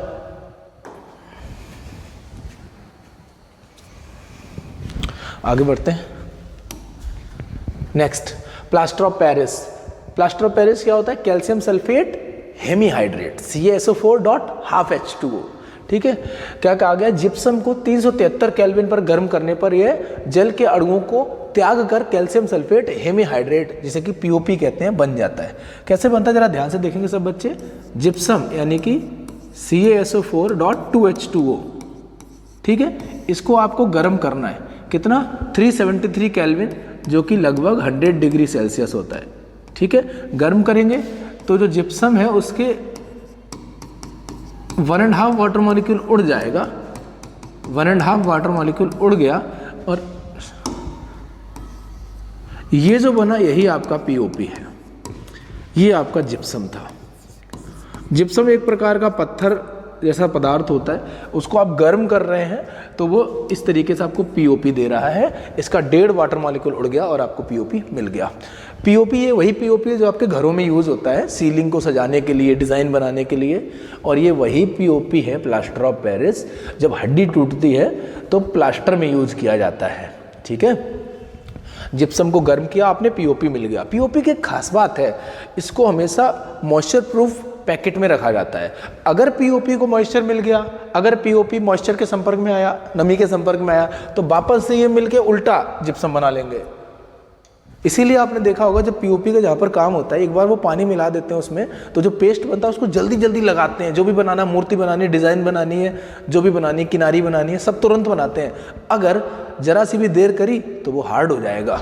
POP पानी में मिलके हार्ड जिप्सम बन जाएगा फिर से। और एक बार हार्ड पत्थर जैसा जिप्सम बन गया तो फिर डिज़ाइन कहाँ बन पाएगी, फिर तो वो बेकार हो गया। इसीलिए POP, जब POP का काम होता है घर में, आपने देखा होगा सीलिंग वगैरह सजाते हैं, फूल पत्ती बनाते हैं, तो जब वो गिर जाती है तो फिर उसको दोबारा उठा के वो नहीं यूज करते, क्योंकि वो धीरे धीरे हार्डन होने लग जाती है। फिर वो उनकी जो डिज़ाइन वो बना रहे थे वो बनाने में काम नहीं आ पाई, फिर वो नई बनाते हैं। ठीक है, तो इसलिए POP को मॉइस्चर प्रूफ कंटेनर में रखा जाता है, क्योंकि POP जैसे ही मॉइस्चर के संपर्क में आती है वापस से हार्डन होकर जिप्सम बन जाती है। इसीलिए POP को मॉइस्चर से दूर रखना चाहिए। प्लास्टर ऑफ पेरिस का उपयोग डॉक्टर टूटी हुई हड्डियों को सही जगह पर स्थिर रखने के लिए करते हैं। जैसे आपकी हड्डी टूट गई है, ठीक है, तो जो डॉक्टर दवा देगा वो तो अंदर से ठीक करेगी, पर वो एक ऐसे यहाँ पर एक सपोर्ट लगाकर ऊपर से पट्टी पूरा करके और प्लास्टर कर देते हैं। वो plaster is what? Plaster of Paris जो है पूरा लगा देते हैं। और वो फिर क्योंकि पानी मिला के बनाएगी ना, उसको पानी में POP मिलाया, ठीक है, और फिर उसको ऐसे लगा दिया उन्होंने पूरा हाथ पे, तो हाथ ऊपर से फिर वो क्या होता है, हार्ड हो जाता है। तो आपकी हड्डी फिर वो हिलडुल नहीं पाएगी, अपनी जगह पर रहेगी और फिर धीरे धीरे वो टिश्यूज जुड़ जाएंगे और फिर वो सही हो जाएगी। ठीक है, तो इसके अलावा POP का एक और काम है, सीलिंग्स डिज़ाइन करने के अलावा और ये प्लास्टर में होने यूज़ करने के अलावा, इसके अलावा इससे मूर्तियाँ भी बनाई जाती हैं। ठीक है, खिलौने बनाए जाते हैं। कई देशों में इसको प्लास्टर के तौर पर, जैसे हम लोग अपनी दीवारों पर सीमेंट का प्लास्टर कराते हैं, कई देशों में इसको प्लास्टर के तौर पर यूज़ करते हैं। ठीक है, नेक्स्ट है क्या कि ये फायर प्रूफ मटेरियल भी है, यानी कि POP आग से जलती नहीं है। ठीक है, तो इसका उपयोग खिलौने बनाने, सजावट का सामान बनाने के लिए किया जाता है और इसका उपयोग सतह को चिकना बनाने के लिए किया जाता है। ये सब बातें आप जानते हैं। और क्या बताया मैंने, ये फायर प्रूफ भी होती है। ठीक है, चलिए आगे बढ़ते हैं। लास्ट थिंग इज क्रिस्टलन का जल, वाटर ऑफ क्रिस्टलाइजेशन। ठीक है, क्या कहा गया है? लवण के एक सूत्र इकाई में जल के निश्चित अणुओं की संख्या को क्रिस्टलन का जल कहते हैं। यानी कि कोई सॉल्ट है, कोई लवण है, उसमें कितने वाटर मॉलिक्यूल्स जुड़े हुए हैं, वो उसके क्रिस्टलन का जल कहलाते हैं। CuSO4.5H2O, कॉपर सल्फेट पेंटाहाइड्रेट, ये ब्लू कलर का होता है। Na2CO3.10H2O, ये सोडियम कार्बोनेट डेकाहाइड्रेट, जो कि वॉशिंग सोडा था, अभी आपने पढ़ा, इसमें 10 वाटर मॉलिक्यूल्स हैं, इसमें 5 वाटर मॉलिक्यूल्स जुड़े हैं। और CaSO4.2H2O, जो कि जिप्सम है, अभी आपने पढ़ा, इसमें 2 वाटर मॉलिक्यूल्स जुड़े हुए हैं। ठीक है, ऐसे FeSO4.7H2O होता है, वो ग्रीन कलर के क्रिस्टल्स होते हैं, उसमें 7 वाटर मॉलिक्यूल्स जुड़े हुए हैं। एक सवाल ये पूछा जाता है कि ये जो वाटर मॉलिक्यूल्स जुड़े हुए हैं, जल के अणु जुड़े हुए हैं, क्या इसकी वजह से ये पदार्थ गीला होता है? तो आपको ये बात ध्यान रखनी है कि जो क्रिस्टलन का जल होता है, ये क्रिस्टल क्रिस्टल का एक हिस्सा होता है, क्रिस्टल का एक अंश होता है। इस जल के बिना क्रिस्टल नहीं बन पाएगा, पदार्थ क्रिस्टलीय रूप में नहीं रह पाएगा। ये मुक्त वाटर नहीं होता, मुक्त जल नहीं होता कि क्रिस्टल को गीला करे, ये क्रिस्टल का हिस्सा होता है। दूसरी बात, अगर आप इसको गर्म करेंगे, जैसे कॉपर सल्फेट डॉट 5H2O को गर्म करेंगे, तो गर्म करके ही इसका 5H2O उड़ जाएगा, CuSO4 बचेगा। वो फिर नीले रंग का नहीं होगा, सफ़ेद रंग का होगा, एनहाइड्रस कॉपर सल्फेट। ऐसी अब इसमें तो मान लो ये वैसे ही होता है, क्रिस्टलाइन ट्रांसपेरेंट या वाइट टाइप का आप कह दो तो कोई बात ही नहीं है। इसको अगर आप देखेंगे तो ये भी वाइट टाइप का ही होता है। अगर आप FeSO4.7H2O को देखेंगे जो कि ग्रीन कलर का होता है, अगर आप उसको गर्म करेंगे तो उसके भी 7H2O उड़ जाएंगे और वो FeSO4 सिर्फ रह जाएगा, जो कि फिर ग्रीन नहीं होगा, वाइट ही होगा। और वापस से जल मिलाओगे तो फिर से वो अपने ओरिजिनल कलर को एक्वायर कर लेंगे और FeSO4 फिर 7 वाटर मॉलिक्यूल्स लेकर ग्रीन हो जाएगा और CuSO4 5 वाटर मॉलिक्यूल्स जो इसके साथ हैं, अगर गर्म करा आपने तो 5 वाटर मॉलिक्यूल उड़ जाएंगे, नीला रंग चला जाएगा, वापस से पानी मिलाया तो फिर से नीला रंग आ जाएगा। ठीक है, तो ये जो जल के कुछ निश्चित संख्या में अणु जुड़े होते हैं किसी यौगिक के साथ, ये उस यौगिक के क्रिस्टल का एक हिस्सा होते हैं और क्रिस्टल बनाने में इनका काफ़ी इम्पॉर्टेंट रोल होता है। ये मुक्त जल नहीं होता, इसलिए ये क्रिस्टल को गीला नहीं करता। ओके, तो आई होप आपको ये बात समझ में आ गई होगी। तो इस प्रकार से हमने इस चैप्टर के सारे जो टॉपिक्स थे वो कवर कर लिए हैं। आई होप सभी बच्चों को सब कुछ समझ में आ गया होगा। किसी को कोई डाउट रह गया हो तो वो नीचे कमेंट करके बता सकता है, मैं उसको समझा दूंगा, कमेंट में समझा दूंगा, या बाद में कोई डाउट क्लियरिंग की क्लास ले लेंगे, उससे भी हम लोग कर सकते हैं। हालांकि मैंने कोई ऐसी चीज़ छोड़ी नहीं है जो कि आपको प्रॉब्लमेटिक लगे, आप आराम से कर पाएंगे चीज़ों को। पूरा वीडियो अच्छे से देखने के बाद आपको चैप्टर की सारी बातें जो है पता चल जाएंगी, पर इसके प्रश्नोत्तरों की प्रैक्टिस आपको करनी होगी। बट ध्यान रहे, ये जो वीडियो देखा है साथ साथ इसके नोट्स भी बनाते चलें, ताकि बार बार आपको वीडियो ना देखना पड़े। वीडियो में बार बार पीछे करके देखना ये सब बड़ा प्रॉब्लमेटिक होता है। लेकिन नोट्स जब आप बना लेंगे, एक बार तो देखना पड़ेगा अच्छे से, नोट्स बना लेंगे, फिर आप नोट्स को आसानी से पढ़ते रहिए और इसके बाद प्रश्नोत्तरों की प्रैक्टिस आपको करनी है, वो तो आप किसी भी बुक से, क्वेश्चन बैंक बुक से आप कर सकते हैं। तो इस प्रकार से हम लोगों का ये चैप्टर होता है समाप्त। चलिए मिलते हैं अगले चैप्टर की क्लास में। Thanks for watching. सभी बच्चे इस वीडियो को अपने दोस्तों तक भी शेयर कर दें, ताकि वो लोग भी इस सीरीज़ से जुड़ पाएँ और वो भी अच्छे से विज्ञान के सारी जो चीज़ें हैं उनको समझ पाएँ।